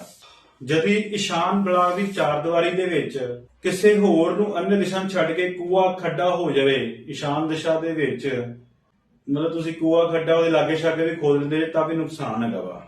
ਈਸ਼ਾਨ ਦੇ ਵਿੱਚ ਤੁਸੀਂ ਯੁਕਤੀ ਕੋਈ ਗਲਤ ਕਰ ਲਈ ਹੈ ਕਿ ਈਸ਼ਾਨ ਦੇ ਵਿੱਚ ਤੁਸੀਂ ਮੰਦਿਰ ਦੇ ਨਾਲ ਕੋਈ ਫਲੈਸ਼ ਟਾਇਲਟ ਬਣਾਤੀ ਗਈ ਹੈ ਤੇ ਉਹਦੇ ਚ ਵੀ ਗ੍ਰਹਿ ਸਵਾਮੀ ਦੀ ਸੰਤਾਨ ਜਿਹੜੀ ਆ ਵਿਕਲਾਂਗ ਹੋ ਜਾਂਦੀ ਹੈ। ਕਿਸੇ ਨੂੰ ਮੂੰਹ ਦਾ, ਪੈਰਾਂ ਦਾ, ਮਤਲਬ ਇਸ ਤਰ੍ਹਾਂ ਦੀ ਵਿਕਲਾਂਗਤਾਵਾਂ ਬੱਚਿਆਂ ਦੇ ਵਿੱਚ ਆ ਜਾਂਦੀਆਂ ਜੇ ਤੁਸੀਂ ਈਸ਼ਾਨ ਦੋਸ਼ ਆਪਣਾ ਖਰਾਬ ਕੀਤਾ ਹੋਇਆ। ਈਸ਼ਾਨ ਦੋਸ਼ ਜਿਹੜਾ ਈਸ਼ਾਨ ਦਾ ਜਿਹੜਾ ਦਿਸ਼ਾ ਹੈਗੀ ਹੈ, ਜੇ ਬਹੁਤ ਜ਼ਿਆਦਾ ਉੱਚੀ ਕਰ ਦੋਗੇ ਤੇ ਤਾਂ ਵੀ ਨੁਕਸਾਨ ਹੁੰਦੀ ਹੈ, ਪਰੇਸ਼ਾਨੀਆਂ ਰਹਿੰਦੀਆਂ ਹੈਗੀਆਂ। ਇਸ ਕਰਕੇ ਈਸ਼ਾਨ ਦਿਸ਼ਾ ਦਾ ਵੀ ਬਹੁਤ ਸਾਡਾ ਮਹੱਤਵ ਹੁੰਦਾ ਵਾ।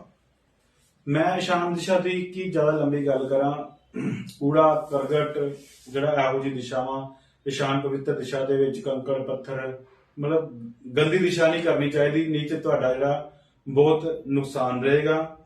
ਹਰ ਹਾਲਤ ਦੇ ਵਿੱਚ ਜਿਹੜਾ ਨਾ ਈਸ਼ਾਨ ਦਿਸ਼ਾ ਪਵਿੱਤਰ ਰੱਖੋ, ਉੱਥੇ ਲੈਂਪ ਲਗਾਓ ਕਿ ਲਾਈਟ ਰਵੇ, ਰੋਸ਼ਨੀ ਲਵੇ। ਰੁਦਰ ਤੋਰਨ ਲਗਵਾਓ ਜੇ ਉੱਥੇ ਦਰਵਾਜ਼ਾ ਹੈਗਾ ਵਾ ਤੇ। ਸੋਮਵਾਰ ਦਾ ਵਰਤ ਰੱਖਣਾ ਸ਼ੁਭ ਹੁੰਦਾ ਵਾ। ਸ਼ਿਵ ਜੀ ਦੀ ਉਪਾਸਨਾ ਕਰੋ ਤੇ ਬ੍ਰਹਸਪਤੀ ਜੰਤਰ ਪ੍ਰਾਣ ਪ੍ਰਤਿਸ਼ਠਾ ਕਰਕੇ ਉੱਥੇ ਸਥਾਪਿਤ ਕਰਨਾ ਚਾਹੀਦਾ ਵਾ। ਤੇ ਉਹਦੇ ਚ ਥੋੜਾ ਜਿਹਾ ਪੀਲੇ ਰੰਗ ਵੀ ਲਗਾਉਣਾ, ਜਿਹੜਾ ਨਾ ਕਲਰ ਕਰਨਾ, ਕਲਰ ਥੈਰੇਪੀ ਦੇ ਹਿਸਾਬ ਨਾਲ ਵੀ ਬੜਾ ਮਨ ਨੂੰ ਅਨੁਕੂਲਤਾ ਤੇ ਸ਼ਾਂਤੀ ਦਿੰਦਾ ਹੈਗਾ। ਅੱਗੇ ਕਰਦੇ ਹਾਂ ਅਗਨੀ ਦਿਸ਼ਾ ਦੀ ਗੱਲ। ਅਗਨੀ ਦਿਸ਼ਾ ਦੇ ਸਵਾਮੀ ਗਣੇਸ਼ ਜੀ ਹੈਗੇ ਨੇ ਤੇ ਪ੍ਰਤਿਨਿਧੀ ਗ੍ਰਹਿ ਜਿਹੜਾ ਨਾ ਸ਼ੁੱਕਰ ਹੈ। ਆਯੁਧ ਸ਼ਕਤੀ ਤੇ ਪ੍ਰਤਿਨਿਧੀ ਗ੍ਰਹਿ ਜਿਹੜੇ ਨੇ ਸ਼ੁੱਕਰ ਨੇ ਤੇ ਅਗਨੀ ਦਿਸ਼ਾ ਦੇ ਜਿਹੜੇ ਸਵਾਮੀ ਗ੍ਰਹਿ ਨੇ ਗਣੇਸ਼ ਜੀ ਹੈਗੇ ਨੇ। ਇਹ ਕਾਲ ਪੁਰਸ਼ ਦੀ ਜਿਹੜੀ ਹੈਗੀ ਆ, ਵਾਸਤੂ ਪੁਰਸ਼ ਦੀ ਜਾਂ ਉੱਥੇ ਰਹਿਣ ਵਾਲੇ ਦੀ ਬਾਈ ਪੂਜਾ, ਘੁਟਨੇ, ਬਾਏ ਨੇਤਰ ਨੂੰ ਪ੍ਰਭਾਵਿਤ ਕਰਦਾ ਹੈ। ਜਨਮ ਕੁੰਡਲੀ ਦੇ ਏਕਾਦਸ਼ ਤੇ ਦੁਆਦਸ਼ ਭਾਵਾਂ ਦੇ ਵਿੱਚ ਰਹਿੰਦਾ ਆ ਤੇ ਸੰਬੰਧਿਤ ਜਾਣਕਾਰੀਆਂ ਜਿਹੜੀਆਂ ਮੈਂ ਤੁਹਾਨੂੰ ਦੱਸ ਦਵਾਂ ਕਿ ਰਸੋਈ ਘਰ ਇੱਥੇ ਹੋਣਾ ਬੜਾ ਸ਼ੁਭ ਹੈ। ਜੇ ਕਿਸੇ ਦੀ ਰਸੋਈ ਘਰ ਅਗਲੇ ਕੋਨ ਦੇ ਵਿੱਚ ਬਣੀ ਹੈ ਤੇ ਬਹੁਤ ਸ਼ੁਭ ਹੈਗੀ ਆ, ਅੱਛੇ ਪਕਵਾਨ ਬਣਨਗੇ, ਅੱਛੀ ਸਿਹਤ ਰਹੇਗੀ, ਹਰ ਇੱਕ ਮਤਲਬ ਬੱਚਿਆਂ ਦਾ ਖਾਣ ਪੀਣ ਦੇ ਨਾਲ ਸਵਾਸਥ ਵੀ ਉੱਤਮ ਰਹੇਗਾ। ਅਗਨੀ ਦਿਸ਼ਾ ਦੇ ਨਾਲ ਜੇ ਤੁਸੀਂ ਜਲ ਤੱਤਵ ਨਾਲ ਲਗਾਤਾ ਹੈਗਾ ਵਾ ਤੇ ਘਰ ਵਾਲੀ ਦਾ ਸੁਭਾਅ ਚੰਚਲ ਹੋ ਜਾਏਗਾ, ਉਹ ਹਮੇਸ਼ਾ ਹੀ ਥਕੀ ਰਹੇਗੀ। ਉਹਦੇ ਜਿਹੜਾ ਦਿਮਾਗ ਦੇ ਵਿੱਚ ਵਿਚਾਰ ਜਲ ਦੀ ਤਰ੍ਹਾਂ ਆਉਂਦੇ ਜਾਂਦੇ ਰਹਿਣਗੇ। ਜਲ ਜਿਹੜਾ ਵਾ ਅਗਨੀ ਨੂੰ ਬੁਝਾ ਦਿੰਦਾ ਆ। ਐਕਟੀਵਿਟੀ ਜਿਹੜੀ ਆ, એનર્ਜੀ ਅੰਦਰ ਖਤਮ ਹੋ ਜਾਂਦੀ ਹੈ ਜੇ ਤੁਸੀਂ ਅਗਨੀ ਤੱਤਵ ਦੇ ਨਾਲ ਤੁਸੀਂ ਜਲ ਤੱਤਵ ਜੋੜ ਦਿੱਤਾ ਹੈ। ਤੇ ਉਹਦੇ ਨਾਲ ਹਮੇਸ਼ਾ ਹੀ ਨਲਕੂਪ, ਕੂਆ, ਤਲਾਬ ਮਤਲਬ ਨਹੀਂ ਰੱਖਣਾ ਚਾਹੀਦਾ, ਨਹੀਂ ਤਾਂ ਇਸ ਤਰ੍ਹਾਂ ਦੀਆਂ ਬਿਮਾਰੀਆਂ ਲੱਗਣ ਲੱਗ ਪੈਂਦੀਆਂ ਹੈਗੀਆਂ। ਰਸੋਈ ਘਰ ਦੀ ਜੇ ਦੀਵਾਰ ਟੁੱਟੀ ਫੁੱਟੀ ਹੈ, ਮਕਾਨ ਮਾਲਕ ਦੀ ਪਤਨੀ ਬਿਮਾਰ ਹੋ ਜਾਏਗੀ। ਅਗਲੇ ਸਥਾਨ ਨੇ ਜਿਹੜਾ ਉન્નਤ ਕਰ ਦੋਗੇ ਤੁਸੀਂ, ਦਕਸ਼ਿਣ ਦਾ ਅਗਨੇ ਕੌਣ ਉન્નਤ ਹੋਏਗਾ ਜਾਂ ਉੱਤਰੀ ਦਿਸ਼ਾ ਖਾਲੀ ਛੱਡ ਦੋਗੇ ਤੇ ਉੱਤਰੀ ਦਿਸ਼ਾ ਖਾਲੀ ਜਗ੍ਹਾ ਹੋਣ ਦੇ ਬਾਅਦ ਵੀ ਦਕਸ਼ਿਣ ਦਿਸ਼ਾ ਤੁਹਾਡੀ ਖਾਲੀ ਹੈ ਤੇ ਮਕਾਨ ਮਾਲਕ ਫਿਰ ਵੀ ਨੁਕਸਾਨ ਉਠਾਉਂਦਾ ਹੈ। ਮਤਲਬ ਇਸ ਤਰ੍ਹਾਂ ਦੇ ਕੰਮ ਵੀ ਨਹੀਂ ਕਰਨੇ ਚਾਹੀਦੇ ਕਿ ਇੱਧਰ ਉੱਚੀ ਕਰ ਦੋ, ਉੱਧਰ ਨੀਵੀਂ ਕਰ ਦੋ, ਤੇ ਇਹ ਵੀ ਚੀਜ਼ਾਂ ਠੀਕ ਨਹੀਂ ਹੁੰਦੀਆਂ ਹੈਗੀਆਂ, ਅਦਾਲਤੀ ਝਗੜੇ ਪੈ ਜਾਂਦੇ ਹੈ। ਕਹਿਣ ਦਾ ਮਤਲਬ ਹੈਗਾ ਸਿੱਧਾ ਕਿ ਅਗਨੀ ਕੋਣ ਜਿਹੜਾ ਤੁਹਾਡਾ ਇਹ ਵੀ ਟੁੱਟਿਆ ਫੁੱਟਿਆ ਨਹੀਂ ਹੋਣਾ ਚਾਹੀਦਾ, ਜਲ ਤੱਤਵ ਨਾਲ ਨਹੀਂ ਹੋਣਾ ਚਾਹੀਦਾ, ਤਰੇੜਾਂ ਨਹੀਂ ਹੋਣੀਆਂ ਚਾਹੀਦੀਆਂ ਦੀਵਾਰਾਂ ਦੇ ਵਿੱਚ। ਵਧੀਆ ਤਰੀਕੇ ਦੇ ਨਾਲ ਅਗਨੀ ਕੋਣ ਦੀ ਸਥਾਪਨਾ ਕਰੋ। ਅਗਨੀਆਂ ਚੀਜ਼ਾਂ ਜਿਹੜੀਆਂ ਹੈਗੀਆਂ, ਮੀਟਰ, ਬਿਜਲੀ ਦਾ ਮੀਟਰ, ਜਨਰੇਟਰ, ਰਸੋਈ, ਅਗਨੀ ਦੇ ਨਾਲ ਜਿਹੜੀਆਂ ਚੀਜ਼ਾਂ ਚੱਲਣ ਵਾਲੀਆਂ ਸਾਰੀਆਂ ਅਗਨੀ ਕੋਣ 'ਚ ਸਥਾਪਿਤ ਕਰੋ ਤੇ ਤੁਹਾਨੂੰ ਘਰ ਦੇ ਵਿੱਚ ਕੋਈ ਦੋਸ਼ ਨਹੀਂ ਲੱਗੇਗਾ। ਅਗਨੀ ਦਿਸ਼ਾ ਦੇ ਵਾਲੇ ਪਾਸੇ ਮੇਨ ਦਰਵਾਜ਼ਾ ਨਹੀਂ ਬਣਾਉਣਾ ਚਾਹੀਦਾ, ਨਹੀਂ ਤਾਂ ਚੋਰੀਆਂ ਦੁਰਘਟਨਾਵਾਂ ਹੋਣ ਦਾ ਡਰ ਰਹਿੰਦਾ ਹੈਗਾ ਵਾ। ਤੇ ਇਹਨੂੰ ਬਹੁਤਾ ਉੱਚਾ ਨਹੀਂ ਕਰਨਾ ਚਾਹੀਦਾ। ਜਗ੍ਹਾ ਜਿਹੜੀ ਉੱਚੀ ਹੋ ਜਾਏਗੀ ਉਹਦਾ ਪ੍ਰਭਾਵ ਵੱਧ ਜਾਂਦਾ ਵਾ ਤੇ ਉਸੇ ਚੀਜ਼ ਨੂੰ ਬਾਕੀ ਚੀਜ਼ਾਂ ਹੈਵੀ ਹੋ ਜਾਂਦੀਆਂ। ਅਗਨੀ ਤੱਤਵ ਨੂੰ ਉੱਚਾ ਕਰ ਦੇਵੋਗੇ ਤੇ ਅਗਨੀ ਸਾਰੇ ਦੇ ਅੰਦਰ ਰਹੇਗੀ, એનર્ਜੀ ਜ਼ਿਆਦਾ ਰਹੇਗੀ, ਕ੍ਰੋਧ ਗੁੱਸਾ ਜ਼ਿਆਦਾ ਰਹੇਗਾ, ਲੜਾਈ ਝਗੜੇ ਵਧਣਗੇ, ਕੋਰਟ ਕਚਹਿਰੀ ਦੇ ਚੱਕਰ ਪੈਣਗੇ। ਇਸ ਕਰਕੇ ਅਗਨੀ ਦਿਸ਼ਾ ਵੀ ਜਿਹੜੀ ਤੁਹਾਡੀ ਅਗਨੀ ਕੋਣ ਵੀ ਜਿਹੜਾ ਹੈਗਾ ਵਾ ਉਹ ਤੁਹਾਡਾ ਠੀਕ ਰਹਿਣਾ ਚਾਹੀਦਾ ਹੈਗਾ। ਕਿਉਂਕਿ ਅਗਨੀ ਦਿਸ਼ਾ ਜਿਹੜੀ ਹੈਗੀ ਆ ਉਹਦੇ ਜਿਹੜੇ ਗ੍ਰਹਿ ਸਵਾਮੀ ਸ਼ੁੱਕਰ ਨੇ ਤੇ ਸ਼ੁੱਕਰ ਇਸਤਰੀ ਦਾ ਪ੍ਰਤੀਨਿਧੀ ਦਿੰਦੇ ਨੇ। ਇਸ ਕਰਕੇ ਇੱਥੇ ਇਸਤਰੀਆਂ ਨੂੰ ਜ਼ਿਆਦਾ ਪ੍ਰੋਬਲਮ ਪੈਂਦੀ ਹੈਗੀ ਆ, ਇਹਦਾ ਵੀ ਪ੍ਰਭਾਵ ਠੀਕ ਰੱਖਣਾ ਚਾਹੀਦਾ ਹੈਗਾ। ਉਸ ਤੋਂ ਬਾਅਦ ਆ ਜਾਂਦੀ ਹੈ ਜੇ ਅਸੀਂ ਜਦੋਂ ਅਸੀਂ ਇਹਦਾ ਜੇ ਕੋਈ ਸਾਡੀ ਇਸ ਤਰ੍ਹਾਂ ਖਰਾਬ ਬਣ ਗਈ ਆ ਤੇ ਉਹਦਾ ਨਿਵਾਰਨ ਜਿਹੜਾ ਹੈਗਾ ਵਾ ਉਹ ਹਰੇ ਰੰਗ ਦੇ ਗਣਪਤੀ ਦੀ ਸਥਾਪਨਾ ਕਰਕੇ ਕਰਨਾ ਚਾਹੀਦਾ। ਮੁੱਖ ਦਵਾਰ ਦੇ ਵਿੱਚ ਗਣਪਤੀ ਦਾ ਸਥਾਨ ਦੇਣਾ ਚਾਹੀਦਾ ਹੈਗਾ ਤੇ ਮੰਗਲਕਾਰੀ ਇੱਕ ਗਣੇਸ਼ ਜੀ ਦੇ ਨਾਲ ਰਿਲੇਟਡ ਉੱਥੇ ਜੰਤਰ ਸਥਾਪਿਤ ਕਰ ਦੇਣਾ ਚਾਹੀਦਾ। ਸ਼ੁਕਰ ਜੰਤਰ ਸਥਾਪਿਤ ਕਰ ਸਕਦੇ ਜੇ, ਗਣੇਸ਼ ਜੀ ਦੇ ਜੰਤਰ ਸਥਾਪਿਤ ਕਰ ਸਕਦੇ। ਗਣੇਸ਼ ਜੀ ਦੀ ਮੂਰਤੀ ਬੈਠੀ ਹੋਈ ਵਧੀਆ ਤਰੀਕੇ ਨਾਲ ਪੂਜਾ ਕਰਕੇ ਪ੍ਰਾਣ ਪ੍ਰਤਿਸ਼ਠਾ ਕਰਕੇ ਫਿਰ ਲਗਵਾਉਣੀ ਚਾਹੀਦੀ ਹੈਗੀ ਆ ਉੱਤਮ ਯੋਗ ਦੇ ਵਿੱਚ ਤੇ ਉੱਤਮ ਮੂਰਤ ਦੇ ਵਿੱਚ। ਵਾਜਵਯ ਦਿਸ਼ਾ ਦੋਸ਼। ਉਸ ਤੋਂ ਬਾਅਦ ਆ ਜਾਂਦੀ ਹੈ ਸਾਡੀ ਵਾਜਵਯ ਦਿਸ਼ਾ। ਵਾਜਵਯ ਦਿਸ਼ਾ ਦੇ ਜਿਹੜੇ ਸਵਾਮੀ ਨੇ ਉਹ ਬਟੁਕ ਨੇ। ਬਟੁਕ ਭੈਰਵ ਤੁਸੀਂ ਸੁਣਿਆ ਹੋਏਗਾ ਨਾਮ ਬਟੁਕ ਭੈਰਵ ਜੀ ਦਾ। ਤੇ ਆਯੁਧ ਅੰਕੁਸ਼ ਗਿਆ ਤੇ ਇਹਦੀ ਦਿਸ਼ਾ ਦਾ ਪ੍ਰਤੀਨਿਧੀ ਗ੍ਰਹਿ ਜਿਹੜੇ ਨਾ ਚੰਦਰਮਾ ਮੰਨਿਆ ਗਿਆ ਵਾ। ਇਹ कालपुरुष ਦੇ घुटने ਤੇ हाथों की कोहनी को प्रभावित करता है। जन्म कुंडली का 5वां व 6ठा भाव वायव्य के प्रभाव में आता है। इससे संबंधित अन्य जानकारियां मैं तुहानू फिर हुणे दे दिंदा वां भी यह सारी वायव्य दिशा दी। वायव्य खाली आ जां एकदम चपटा आ ते जातक जिहड़ा हैगा भाग्यशाली हुंदा वा पर फिर भी आनंद प्रॉपर नहीं लै पांदा। वायव्य सब तो वड्डा जे गोलाकार कर दोगे उत्थे ते गुप्त रोग सताणगे। वायव्य दे विच जे अध्ययन कक्ष हैगा वा ते मन अस्थिर रहेगा, अध्ययन दे विच रुकावट आएगी। वायव्य दे विच रसोई घर हैगा वा ते घर दी इस्त्रियां जिहड़ियां हैगियां वा ओह अस्थिर मन वालियां होणगियां।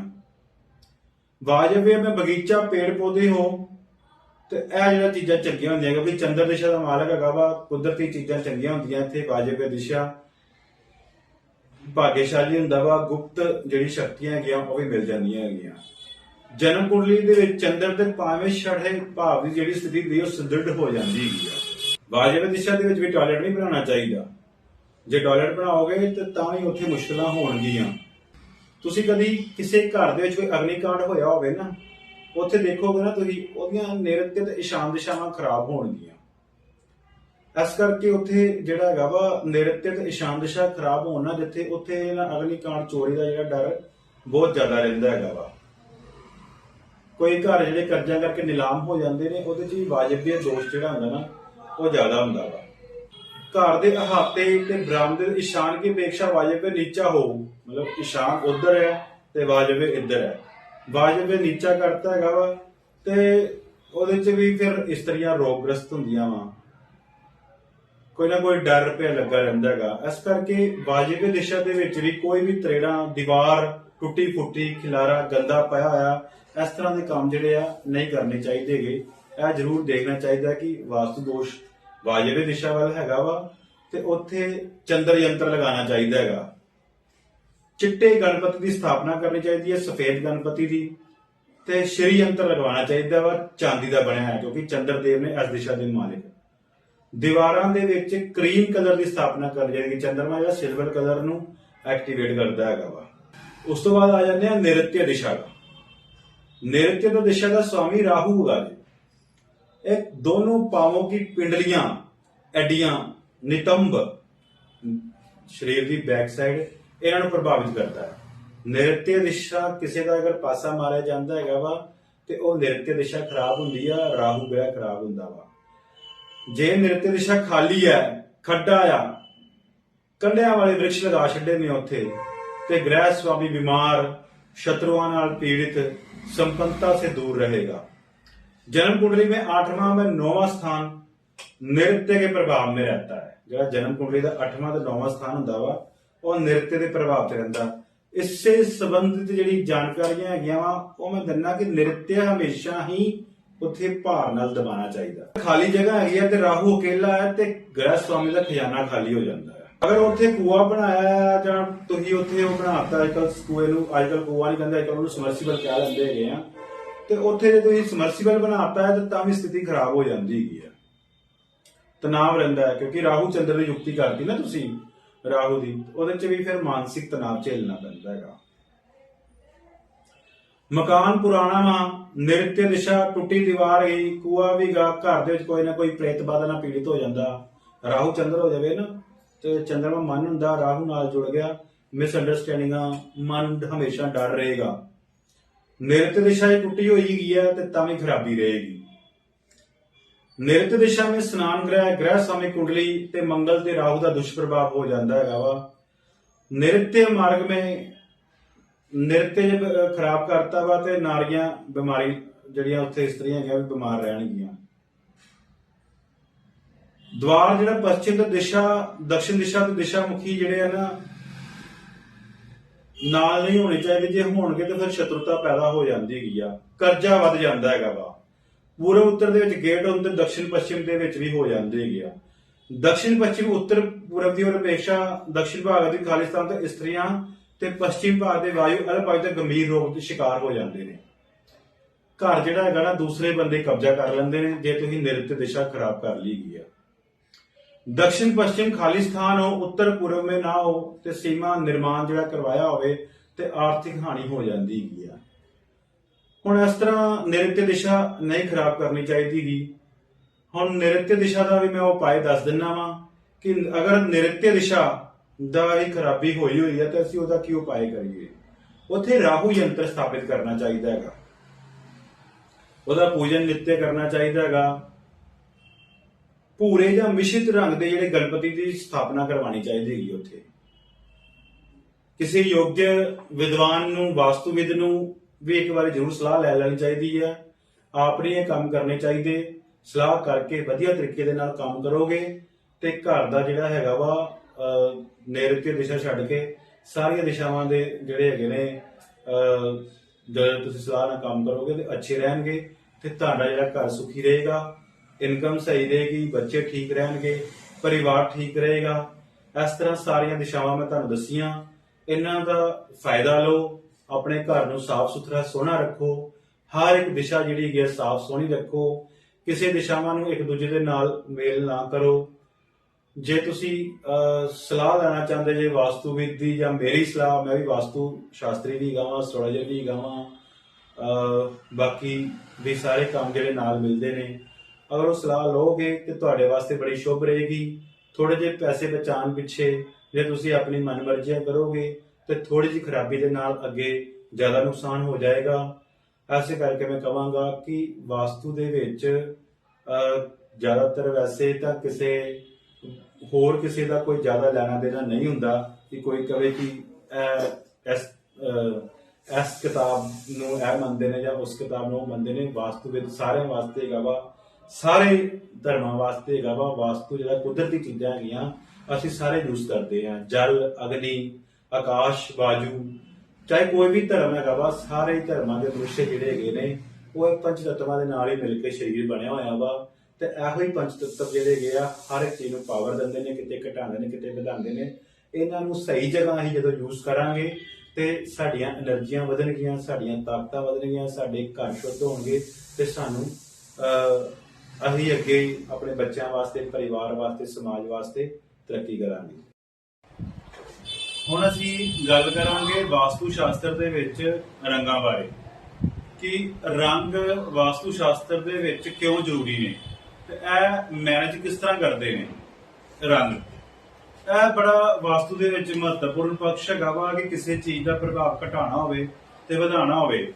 ਇਹ ਜਿਹੜਾ ना रंग ਜਿਹੜਾ ਹੈਗੇ ने उस चीज़ की ऊर्जा शक्ति नूं समन्वित ते संतुलित कर दिंदे ने ते जिहड़ा भाग्य नूं सुधार भी दिंदे ने। ਇਹ ਰੰਗ ਜਿਹੜੇ ਨੇ ਸਾਡੇ ਜੀਵਨ ਦੇ ਵਿੱਚ ਹਰ ਪਹਿਲੂ ਦੇ ਵਿੱਚ ਵ੍ਰਿੱਧੀ ਕਰ ਦਿੰਦੇ ਨੇ। ਹਮਾਰੇ ਜਿਹੜੇ ਸੁਭਾਅ ਹੈਗਾ ਸਾਡਾ ਇਹਨੂੰ ਵੀ ਪ੍ਰਭਾਵਿਤ ਕਰਦੇ ਨੇ, ਆਪਣੇ ਸਾਡੇ ਦਿਮਾਗ ਨੂੰ ਵੀ ਪ੍ਰੇਰਨਾ ਦਿੰਦੇ ਨੇ, ਕਾਰਜ ਸ਼ਮਤਾ ਦੇ ਵਿੱਚ ਵ੍ਰਿੱਧੀ ਕਰ ਸਕਦੇ ਨੇ, ਸਰੀਰਕ ਤੇ ਮਾਨਸਿਕ ਸਵਸਥ ਨੂੰ ਬਿਹਤਰ ਬਣਾ ਸਕਦੇ ਨੇ।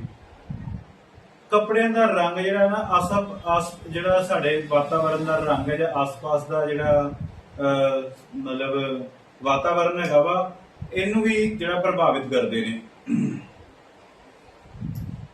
ਭੋਜਨ ਦਾ ਰੰਗ ਵੀ ਇੱਥੋਂ ਤੱਕ ਕਿ ਸਾਡੀ ਊਰਜਾ ਤੇ ਸਾਡੇ ਜੀਵਨ ਨੂੰ ਪ੍ਰਭਾਵਿਤ ਕਰਦਾ ਹੈਗਾ ਵਾ। ਕੱਪੜਿਆਂ ਦਾ ਰੰਗ, ਆਸ-ਪਾਸ ਦੇ ਵਾਤਾਵਰਨ ਦਾ ਰੰਗ, ਭੋਜਨ ਦਾ ਰੰਗ ਸਾਡੇ ਜੀਵਨ ਨੂੰ ਪ੍ਰਭਾਵਿਤ ਕਰ ਦਿੰਦਾ ਹੈਗਾ ਵਾ।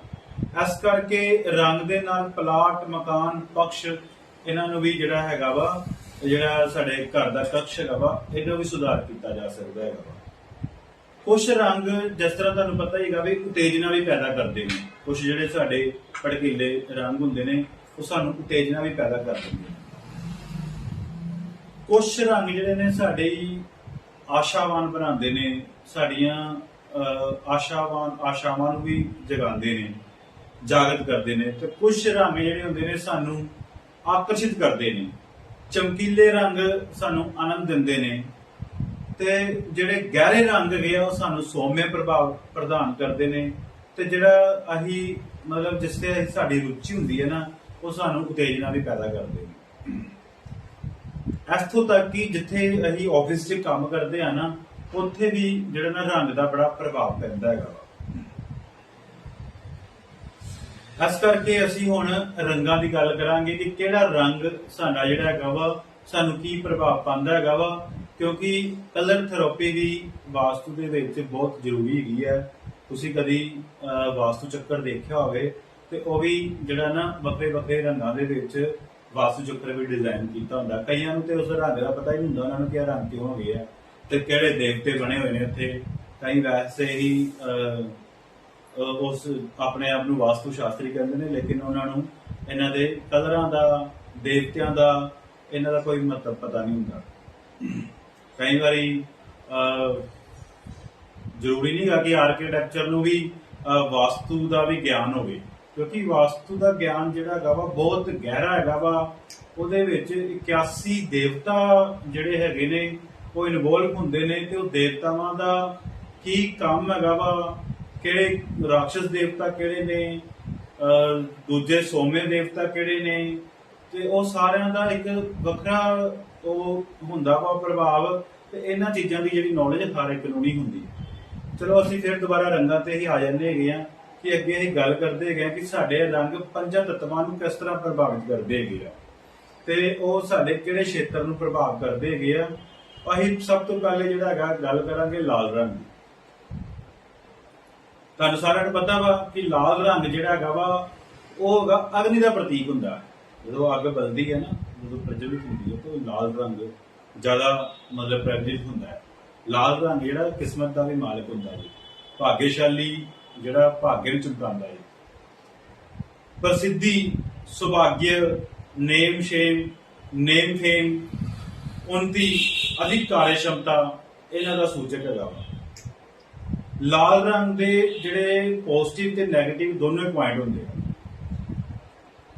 ਜਿਹੜਾ ਉਹਦਾ ਸਹੀ ਉਪਯੋਗ ਹੁੰਦਾ ਵਾ ਨਾ, ਉਹਦਾ ਉਪਯੋਗ ਹੁੰਦਾ ਵਾ ਕਿ ਊਰਜਾ ਸ਼ਕਤੀ ਨੂੰ ਸੰਤੁਲਿਤ ਕਰਨਾ ਤੇ ਪ੍ਰੇਰਿਤ ਕਰਨਾ।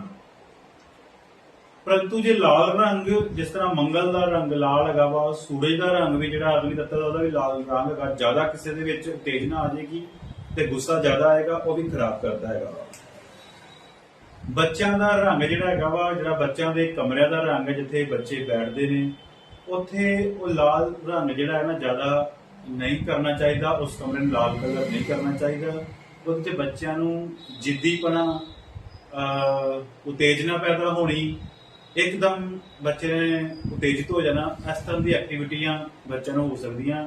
ਇਸ ਕਰਕੇ ਬੱਚਿਆਂ ਦੇ ਰੂਮ ਦੇ ਵਿੱਚ ਜ਼ਿਆਦਾ ਲਾਲ ਰੰਗ ਨਹੀਂ ਕਰਨਾ ਚਾਹੀਦਾ।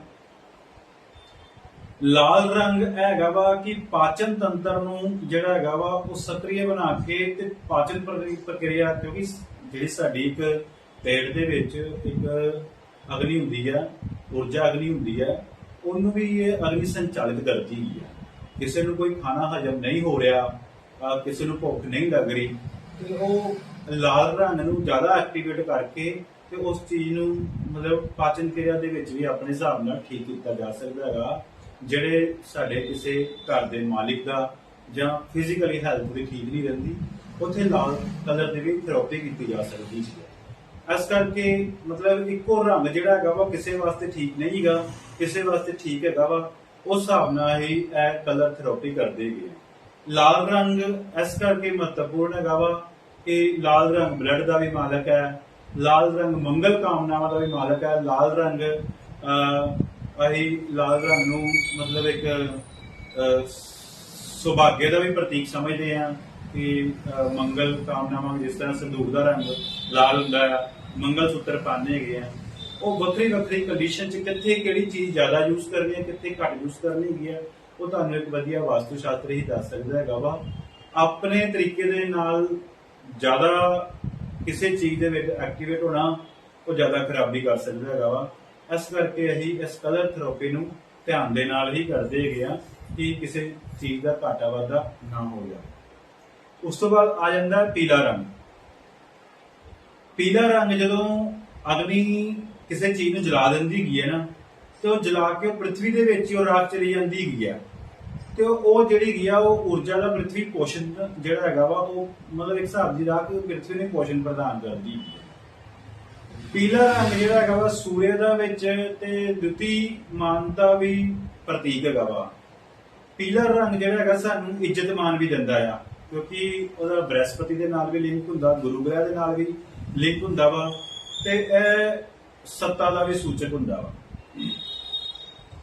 ਪ੍ਰਾਚੀਨ ਕਾਲ ਦੇ ਵਿੱਚ ਪੀਲਾ ਰੰਗ ਜਿਹੜਾ ਹੈਗਾ ਨਾ, ਚੀਨ ਦੇ ਸਮਰਾਟ ਜਿਹੜੇ ਹੈਗੇ ਸੀ ਨਾ, ਉਹ ਪੀਲੇ ਰੰਗ ਦੇ ਕੱਪੜੇ ਪਾਉਂਦੇ। ਜਿਹੜਾ ਆਮ ਬੰਦਾ ਪੀਲੇ ਰੰਗ ਦੇ ਕੱਪੜੇ ਪਾ ਨਹੀਂ ਸਕਦਾ ਹੈ ਚੀਨ ਦੇ ਵਿੱਚ, ਤੇ ਰਾਜਾ ਹੀ ਪੀਲੇ ਰੰਗ ਦੇ ਕੱਪੜੇ ਪਾਉਂਦਾ। ਜਿਹੜਾ ਪੀਲਾ ਰੰਗ ਹੈਗਾ ਵਾ ਉਹ ਮਹਿਲ ਦੇ ਵਿੱਚ ਜਿਹੜਾ ਰਹਿਣ ਵਾਲੇ ਨੂੰ ਸ਼ਕਤੀ ਪ੍ਰਦਾਨ ਕਰਦਾ ਹੈਗਾ ਵਾ।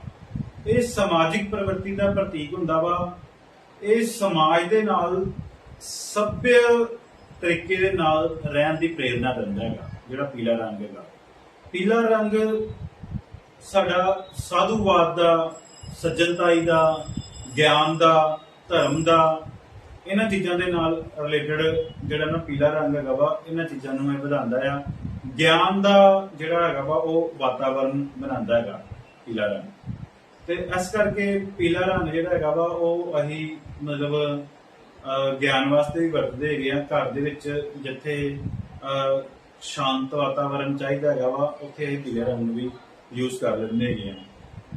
ਤਕਰੀਬਨ ਜਿਹੜੇ ਐਜੂਕੇਸ਼ਨ ਪਰਪਸ ਵਾਲੇ ਬੰਦੇ ਨੇ, ਉਹਨਾਂ ਵਾਸਤੇ ਜਾਂ ਗਿਆਨ ਦੇ ਪ੍ਰਤੀਕ ਨੇ, ਜਾਂ ਮੰਦਿਰ ਨੇ, ਜਾਂ ਧਾਰਮਿਕ ਸਥਾਨ ਨੇ, ਉੱਥੇ ਪੀਲਾ ਰੰਗ ਜਿਹੜਾ ਹੈਗਾ ਵਾ ਜ਼ਿਆਦਾ ਪ੍ਰਭਾਵ ਪੈਦਾ ਕਰਦਾ ਹੈਗਾ ਵਾ। ਇਸ ਕਰਕੇ ਪੀਲੇ ਰੰਗ ਦਾ ਵੀ ਆਪਣਾ ਹੀ ਮਹੱਤਵ ਹੈਗਾ। ਉਸ ਤੋਂ ਬਾਅਦ ਆਉਂਦੇ ਆ ਸਫੇਦ ਰੰਗ ਤੇ। ਸਫੇਦ ਜਿਹੜਾ ਹੈਗਾ ਵਾ ਉਹ ਕਠੋਰ ਧਾਤੂ ਦੇ ਨਾਲ ਪਰਿਵਰਤਿਤ, ਮਤਲਬ ਜਦੋਂ ਧਾਤੂ ਜਿਹੜੀ ਹੈ ਸਾਡੀ ਕੋਈ ਵੀ ਚੀਜ਼ ਹੈਗੀ ਹੈ ਉਹ ਗਰਮ ਕਰੀਏ ਜਾਂ ਧਾਤੂ ਗਰਮ ਕਰੀਏ, ਜਦੋਂ ਪਰਿਵਰਤਿਤ ਹੋ ਜਾਂਦੀ ਹੈਗੀ ਹੈ ਤੇ ਉਹ ਉਸ ਦਾ ਜਿਹੜਾ ਮਤਲਬ ਪ੍ਰਤੀਨਿਧਿਤਵ ਹੈਗਾ ਉਹ ਸਫੇਦ ਰੰਗ ਕਰਦਾ ਹੈਗਾ। ਜਿਹੜਾ ਸਫੇਦ ਰੰਗ ਹੈਗਾ ਵਾ ਉਹ ਸ਼ੁੱਧਤਾ ਦਾ ਪ੍ਰਤੀਕ ਹੈਗਾ ਵਾ, ਸ਼ਾਂਤੀ ਦਾ ਪ੍ਰਤੀਕ ਹੈਗਾ ਵਾ। ਤੁਸੀਂ ਦੇਖਿਆ ਹੋਣਾ ਵਾ ਕਿ ਜਦੋਂ ਕਿਸੇ ਵੇਲੇ ਅਫਸੋਸ ਪੈਦਾ ਕਰਨਾ ਹੋਵੇ ਤੇ ਜਾਂ ਸ਼ਾਂਤੀ ਦਾ ਵਾਤਾਵਰਨ ਪੈਦਾ ਕਰਨਾ ਹੋਵੇ ਤਾਂ ਸਫੇਦ ਰੰਗ ਹੀ ਜ਼ਿਆਦਾ ਯੂਜ਼ ਕਰਦੇ ਹੈਗੇ ਆ। ਤੇ ਕਈ ਵਾਰੀ ਤੁਸੀਂ ਦੇਖਿਆ ਹੋਵੇਗਾ ਡਾਕਟਰਾਂ ਦੇ ਵੀ ਜਿੱਥੇ ਮਰੀਜ਼ ਠਹਿਰਦੇ ਨੇ ਜਾਂ ਜਿੱਥੇ, ਉੱਥੇ ਵੀ ਸਫੇਦ ਰੰਗ ਜ਼ਿਆਦਾ ਯੂਜ਼ ਕੀਤਾ ਹੁੰਦਾ ਆ। ਜਾਂ ਜਿੱਥੇ ਸ਼ੌਕ ਹਾਲ ਹੋਵੇ ਜਾਂ ਮਤਲਬ ਸਾਰੇ ਸ਼ਾਂਤੀ ਨਾਲ ਬੈਠਣਾ ਹੋਵੇ, ਉੱਥੇ ਵੀ ਸਫੇਦ ਰੰਗ ਦੀ ਵਰਤੋਂ ਜ਼ਿਆਦਾ ਕੀਤੀ ਜਾਂਦੀ। ਕਈ ਵਾਰੀ ਅਸੀਂ ਸਫੇਦ ਕੁੜਤੇ ਪਜਾਮੇ ਵੀ ਪਾਏ ਹੁੰਦੇ ਆ, ਜਿਹੜੇ ਕੱਪੜੇ ਵੀ ਸਫੇਦ ਲੇਡੀਜ਼ ਨੇ, ਜੈਂਟਸ ਨੇ ਪਾਏ ਹੁੰਦੇ ਨੇ, ਜਿਹੜੇ ਕਿ ਉਹ ਸ਼ੁੱਧਤਾ ਦੇ ਪ੍ਰਤੀਕ ਹੁੰਦੇ ਨੇ ਕਿ ਅਸੀਂ ਨਹਾ ਧੋ ਕੇ ਕਿਸੇ ਵੇਲੇ ਧੋਤੀ ਕੁੜਤਾ ਪਾ ਕੇ ਵੀ ਜਿਸ ਨੇ ਸ਼ੁੱਧਤਾ ਦਾ ਕੰਮ ਕਰਨਾ ਹੋਵੇ। ਇਸ ਤਰ੍ਹਾਂ ਸਫੇਦ ਰੰਗ ਜਿਹੜਾ ਸ਼ਾਂਤੀ ਦਾ ਪ੍ਰਤੀਕ ਹੁੰਦਾ ਵਾ, ਸ਼ੁੱਧਤਾ ਦਾ ਪ੍ਰਤੀਕ ਹੁੰਦਾ ਵਾ। ਇਹਨੂੰ ਅਸੀਂ ਕਲਰ ਥੈਰੇਪੀ ਦੇ ਨਾਲ ਯੂਜ਼ ਕਰਦੇ ਹੈਗੇ ਆ ਕਿ ਕਿਸੇ ਨੂੰ ਅਗਰ ਇਸ ਘਰ ਦੇ ਵਿੱਚ ਕਿਸੇ ਤਰ੍ਹਾਂ ਦੀ ਕੋਈ ਇਸ ਤਰ੍ਹਾਂ ਦੀ ਸਿਚੁਏਸ਼ਨ ਹੈਗੀ ਆ ਕਿ ਕਿੱਥੇ ਸਫੇਦ ਰੰਗ ਹੋ ਸਕਦਾ ਹੈ, ਤੇ ਉੱਥੇ ਫਿਰ ਅਸੀਂ ਇਸ ਕਲਰ ਥੈਰੇਪੀ ਨੂੰ ਵੀ ਯੂਜ਼ ਕਰਦੇ ਹੈਗੇ ਆ। ਪਰ ਚੀਨੀ ਲੋਕ ਜਿਹੜੇ ਹੁੰਦੇ ਨੇ ਉਹ ਸਫੇਦ ਰੰਗ ਤੋਂ ਬਚਦੇ ਨੇ ਕਿ ਸਫੇਦ ਰੰਗ ਨਾ ਹੀ ਯੂਜ਼ ਕੀਤਾ ਜਾਵੇ। ਹੁਣ ਕਾਲੇ ਰੰਗ ਦੀ ਗੱਲ ਕਰਦੇ ਹੈਗੇ ਆ कि काला रंग जिहड़ा हैगा वा जदों धातु दे नाल ना जल की उत्पत्ति हुंदी है, जिहड़ा जल तत्व का रंग हुंदा वा काला हुंदा वा। काला रंग जिहड़ा सम्मान का प्रतीक हैगा वा। जिहड़ा गहरा काला रंग हैगा ना, जिस तरह कोई अही गहरा वो गहराई का एहसास करता है।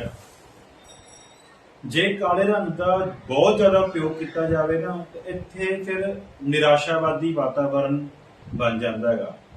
ਇਹਦਾ ਜਿਹੜਾ ਪ੍ਰਯੋਗ ਹੈਗਾ ਵਾ ਚਿੱਤਰਕਾਰ ਕਰ ਲੈਂਦੇ ਹੈਗੇ ਨੇ, ਜਾਂ ਚਿੱਤਰਕਾਰ ਦੇ ਕਿਨਾਰੇ ਜਾਂ ਫਰੇਮ ਦਾ ਕੋਈ ਚਿੱਤਰਕਾਰ ਦੇ ਲਾਗੇ ਕਿਨਾਰਾ ਨਹੀਂ ਹੁੰਦਾ ਆਸੇ ਪਾਸੇ, ਉਹਨੂੰ ਉਹ ਕਾਲਾ ਕਰਨ ਚ ਯੂਜ਼ ਕਰ ਲੈਂਦੇ ਨੇ। ਇਹਦਾ ਉਪਯੋਗ ਇੰਨਾ ਕੁ ਹੁੰਦਾ ਵਾ, ਹੋਰ ਕੋਈ ਏਡਾ ਕੋਈ ਕਾਲੇ ਰੰਗ ਦਾ ਕੋਈ ਬਹੁਤ ਜ਼ਿਆਦਾ ਉਪਯੋਗ ਨਹੀਂ ਹੁੰਦਾ। ਉਸ ਤੋਂ ਬਾਅਦ ਆ ਜਾਂਦਾ ਹੈ ਹਰਾ ਰੰਗ। ਹਰਾ ਰੰਗ ਜਦੋਂ ਜਲ ਜਿਹੜਾ ਹੁੰਦਾ ਨਾ ਲੱਕੜੀ ਨੂੰ ਇੱਕ ਪੋਸ਼ਣ ਪ੍ਰਦਾਨ ਕਰਦਾ। ਤੁਸੀਂ ਕਿਸੇ ਪੌਦੇ ਨੂੰ ਜਲ ਦਿਓਗੇ, खाद दोगे ना तो पौधा बढ़ता है, लकड़ी बढ़ती है, ते लकड़ी नूं पोषण दिंदा है। ते हरा रंग जिहड़ा ना लकड़ी तत्व का प्रतीक है। ये शांत हुंदा वा, प्रफुल्लित वातावरण निर्मित करता वा। जिथे हरे रंग के पौधे होणगे उत्थे वायु भी वधिया आएगी, सुखद वातावरण होएगा, एक एहसास वधिया हुंदा हैगा वा। बसंत ऋतु का रंग हैगा हरा, मतलब बसंत ऋतु के विच हरियाली ज्यादा हो जाती है। स्वस्थ वायु का सूचक हुंदा, जिथे पौधे होणगे ना उत्थे जे खराब वायु भी पौधे दे विच निकल के आएगी, वो वायु भी शुद्ध हो जाती है। हरा रंग विकास का भी सूचक हैगा वा। यकृत ते शरीर दे विच यकृत ते पित्ताशय नूं भी स्वस्थ रखण दे विच शक्तिशाली प्रदान करता हैगा, मतलब शक्तिशाली शरीर नूं भी प्रभावित करता हैगा। पर बहुत ज्यादा जो असीं हरा रंग यूज करते हैं, किसी कमरे के सारा ही हरा कर देंगे हैं, तो बंदा फिर वास्तविकता तो दूर होकर कल्पना लोक च चला जाता है। वो काम घट करता वा, सोचता ज्यादा वा। हरा रंग भी बहुत गाढ़ा हरा रंग भी ते सारा ही हरा रंग भी कोई ज्यादा जरूरी नहीं गा। हिसाब के नाल हरा रंग यूज किया जाए तो वह बिल्कुल समन्वय के नाल किया जाए तो बड़ा सौभाग्यशाली बन जाता है वा। इस करके जिहड़ा हरा रंग है वा अच्छा हुंदा वा, पौधों वास्ते, वातावरण वास्ते, सुखद वायु वास्ते इन्हूं यूज करना चाहिए, लेकिन बहुत ज्यादा यूज करन दे विच बचना चाहिए। हुण असीं गल करांगे कि घर वास्ते किहड़ा किहड़ा रंग असीं यूज कर सकदे हां। जदों असीं एंट्री करदे हां अपने घरां दे विच, जिहड़ा ओह वाला कक्ष हैगा वा ना, ओह सफेद हल्का गुलाबी जां नीला रंग का जिहड़ा हैगा साडा जिहड़ा एंट्री गेट, एंट्री जदों पहला कमरे च जाने ना गेट च, ਉਹਦਾ ਜਿਹੜਾ कलर इस तरह का होना चाहिए, सफेद हल्का हरा गुलाबी ਜਾਂ नीला। ਤੇ ਜਿੱਥੇ ਸਾਡਾ ਬੈਡਰੂਮ ਹੁੰਦਾ ਆ, ਬੈਠਕ ਕਕਸ਼ ਹੈਗੀ ਆ, ਉਹਦਾ ਜਿਹੜਾ ਰੰਗ ਆ ਪੀਲਾ, ਭੂਰਾ, ਹਰਾ ਜਾਂ ਕਾਲਾ ਰੰਗ ਐਡਜਸਟਮੈਂਟ ਕਰਕੇ ਹੋ ਸਕਦਾ ਹੈ। ਜਿਹੜਾ ਅਸੀਂ ਭੋਜਨ ਕਕਸ਼ ਬਣਾਉਂਦੇ ਆ, ਜਿੱਥੇ ਅਸੀਂ ਵਿੱਚ ਡਾਈਨਿੰਗ ਟੇਬਲ 'ਚ ਬੈਠ ਕੇ ਭੋਜਨ ਕਰਦੇ ਆ, ਉਹਦਾ ਜਿਹੜਾ ਹੈਗਾ ਹਲਕਾ ਗੁਲਾਬੀ, ਹਲਕਾ ਨੀਲਾ ਜਾਂ ਹਲਕਾ ਹਰਾ ਰੰਗ, ਇਹ ਤਿੰਨੋਂ ਰੰਗ ਜਿਹੜੇ ਆ ਡਾਈਨਿੰਗ ਟੇਬਲ ਵਾਸਤੇ ਜਿਹੜੇ ਆ ਸਾਡੇ ਸ਼ੁਭ ਹੁੰਦੇ ਆ। ਤੇ ਜਿਹੜਾ ਸ਼ੈਨ ਕਕਸ਼ ਹੈਗਾ, ਜਿੱਥੇ ਅਸੀਂ ਸੌਂਦੇ ਹੈਗੇ ਅਸੀਂ, ਸ਼ੈਨ ਕਕਸ਼, ਉੱਥੇ ਨੀਲਾ ਜਾਂ ਹਰਾ ਹਲਕਾ ਰੰਗ ਅੱਛਾ ਹੁੰਦਾ। ਤੇ ਜਿਹੜਾ ਬੱਚਿਆਂ ਦਾ ਜਿਹੜਾ ਹੁੰਦਾ ਵਾ, ਉਹਦੇ ਵਿੱਚ ਵੀ ਹਰਾ ਜਾਂ ਨੀਲਾ ਰੰਗ ਕਰਵਾ ਸਕਦੇ ਹੈਗੇ ਆ। रसोई का रंग जो सफेद होना चाहिए वा, सफेद रंग ही रसोई का चंगा होंदा वा। ते पूजा का कमरा जो है वा हरा, लाल या गुलाबी रंग वधिया हुंदा हैगा। ते जिथे असीं स्टडी करते गए उहदा हल्का नीला, हल्का हरा, लाल या गुलाबी रंग स्टडी रूम वास्ते चंगा हुंदा। ते जिथे जिहड़ा साडा नहाने, जिथे स्नान गृह हैगा वा, उत्थे सलेटी, सफेद या गुलाबी रंग बेस्ट हुंदा वा। इस तरह असीं जिहड़ी हैगी आ कलर थेरेपी यूज करते गए हैं कि किहड़ा घर दे विच किहड़ा रंग किस तरह का यूज होना चाहिए वा। इन्हां दे विच भी वखरियां वखरियां दिशावां हुंदियां वा। एरिया वड्डा हैगा वा, इन्ना ज़्यादा एक्सप्लेन मैं वीडियो च करांगा ते वो ज़्यादा एक्सप्लेन नहीं होना। हर एक घर का एक वखरा डिजाइन हुंदा वा, उहदे हिसाब नाल कमरे दे विच कमरा देखना पैंदा वा, किड्डा वड्डा है किड्डा छोटा है। बाथरूम, रसोई हर एक दी लिमिट हुंदी है, किन्ने इंच लंबा, किन्ने फुट लंबा, किन्ने फुट छोटा। कोई ज़्यादा फुट छोटा वड्डा कर दे तां भी खराबी हो जाती है। तो इस करके उन्होंने जिहड़ा हैगा वा ਕਮਰਾ ਜਿਹੜਾ ਨਾ ਕਲਰ ਦੇ ਹਿਸਾਬ ਨਾਲ ਸੈੱਟ ਕਰਨਾ ਪੈਂਦਾ ਹੈ। ਜੈ ਸ਼੍ਰੀ ਰਾਮ।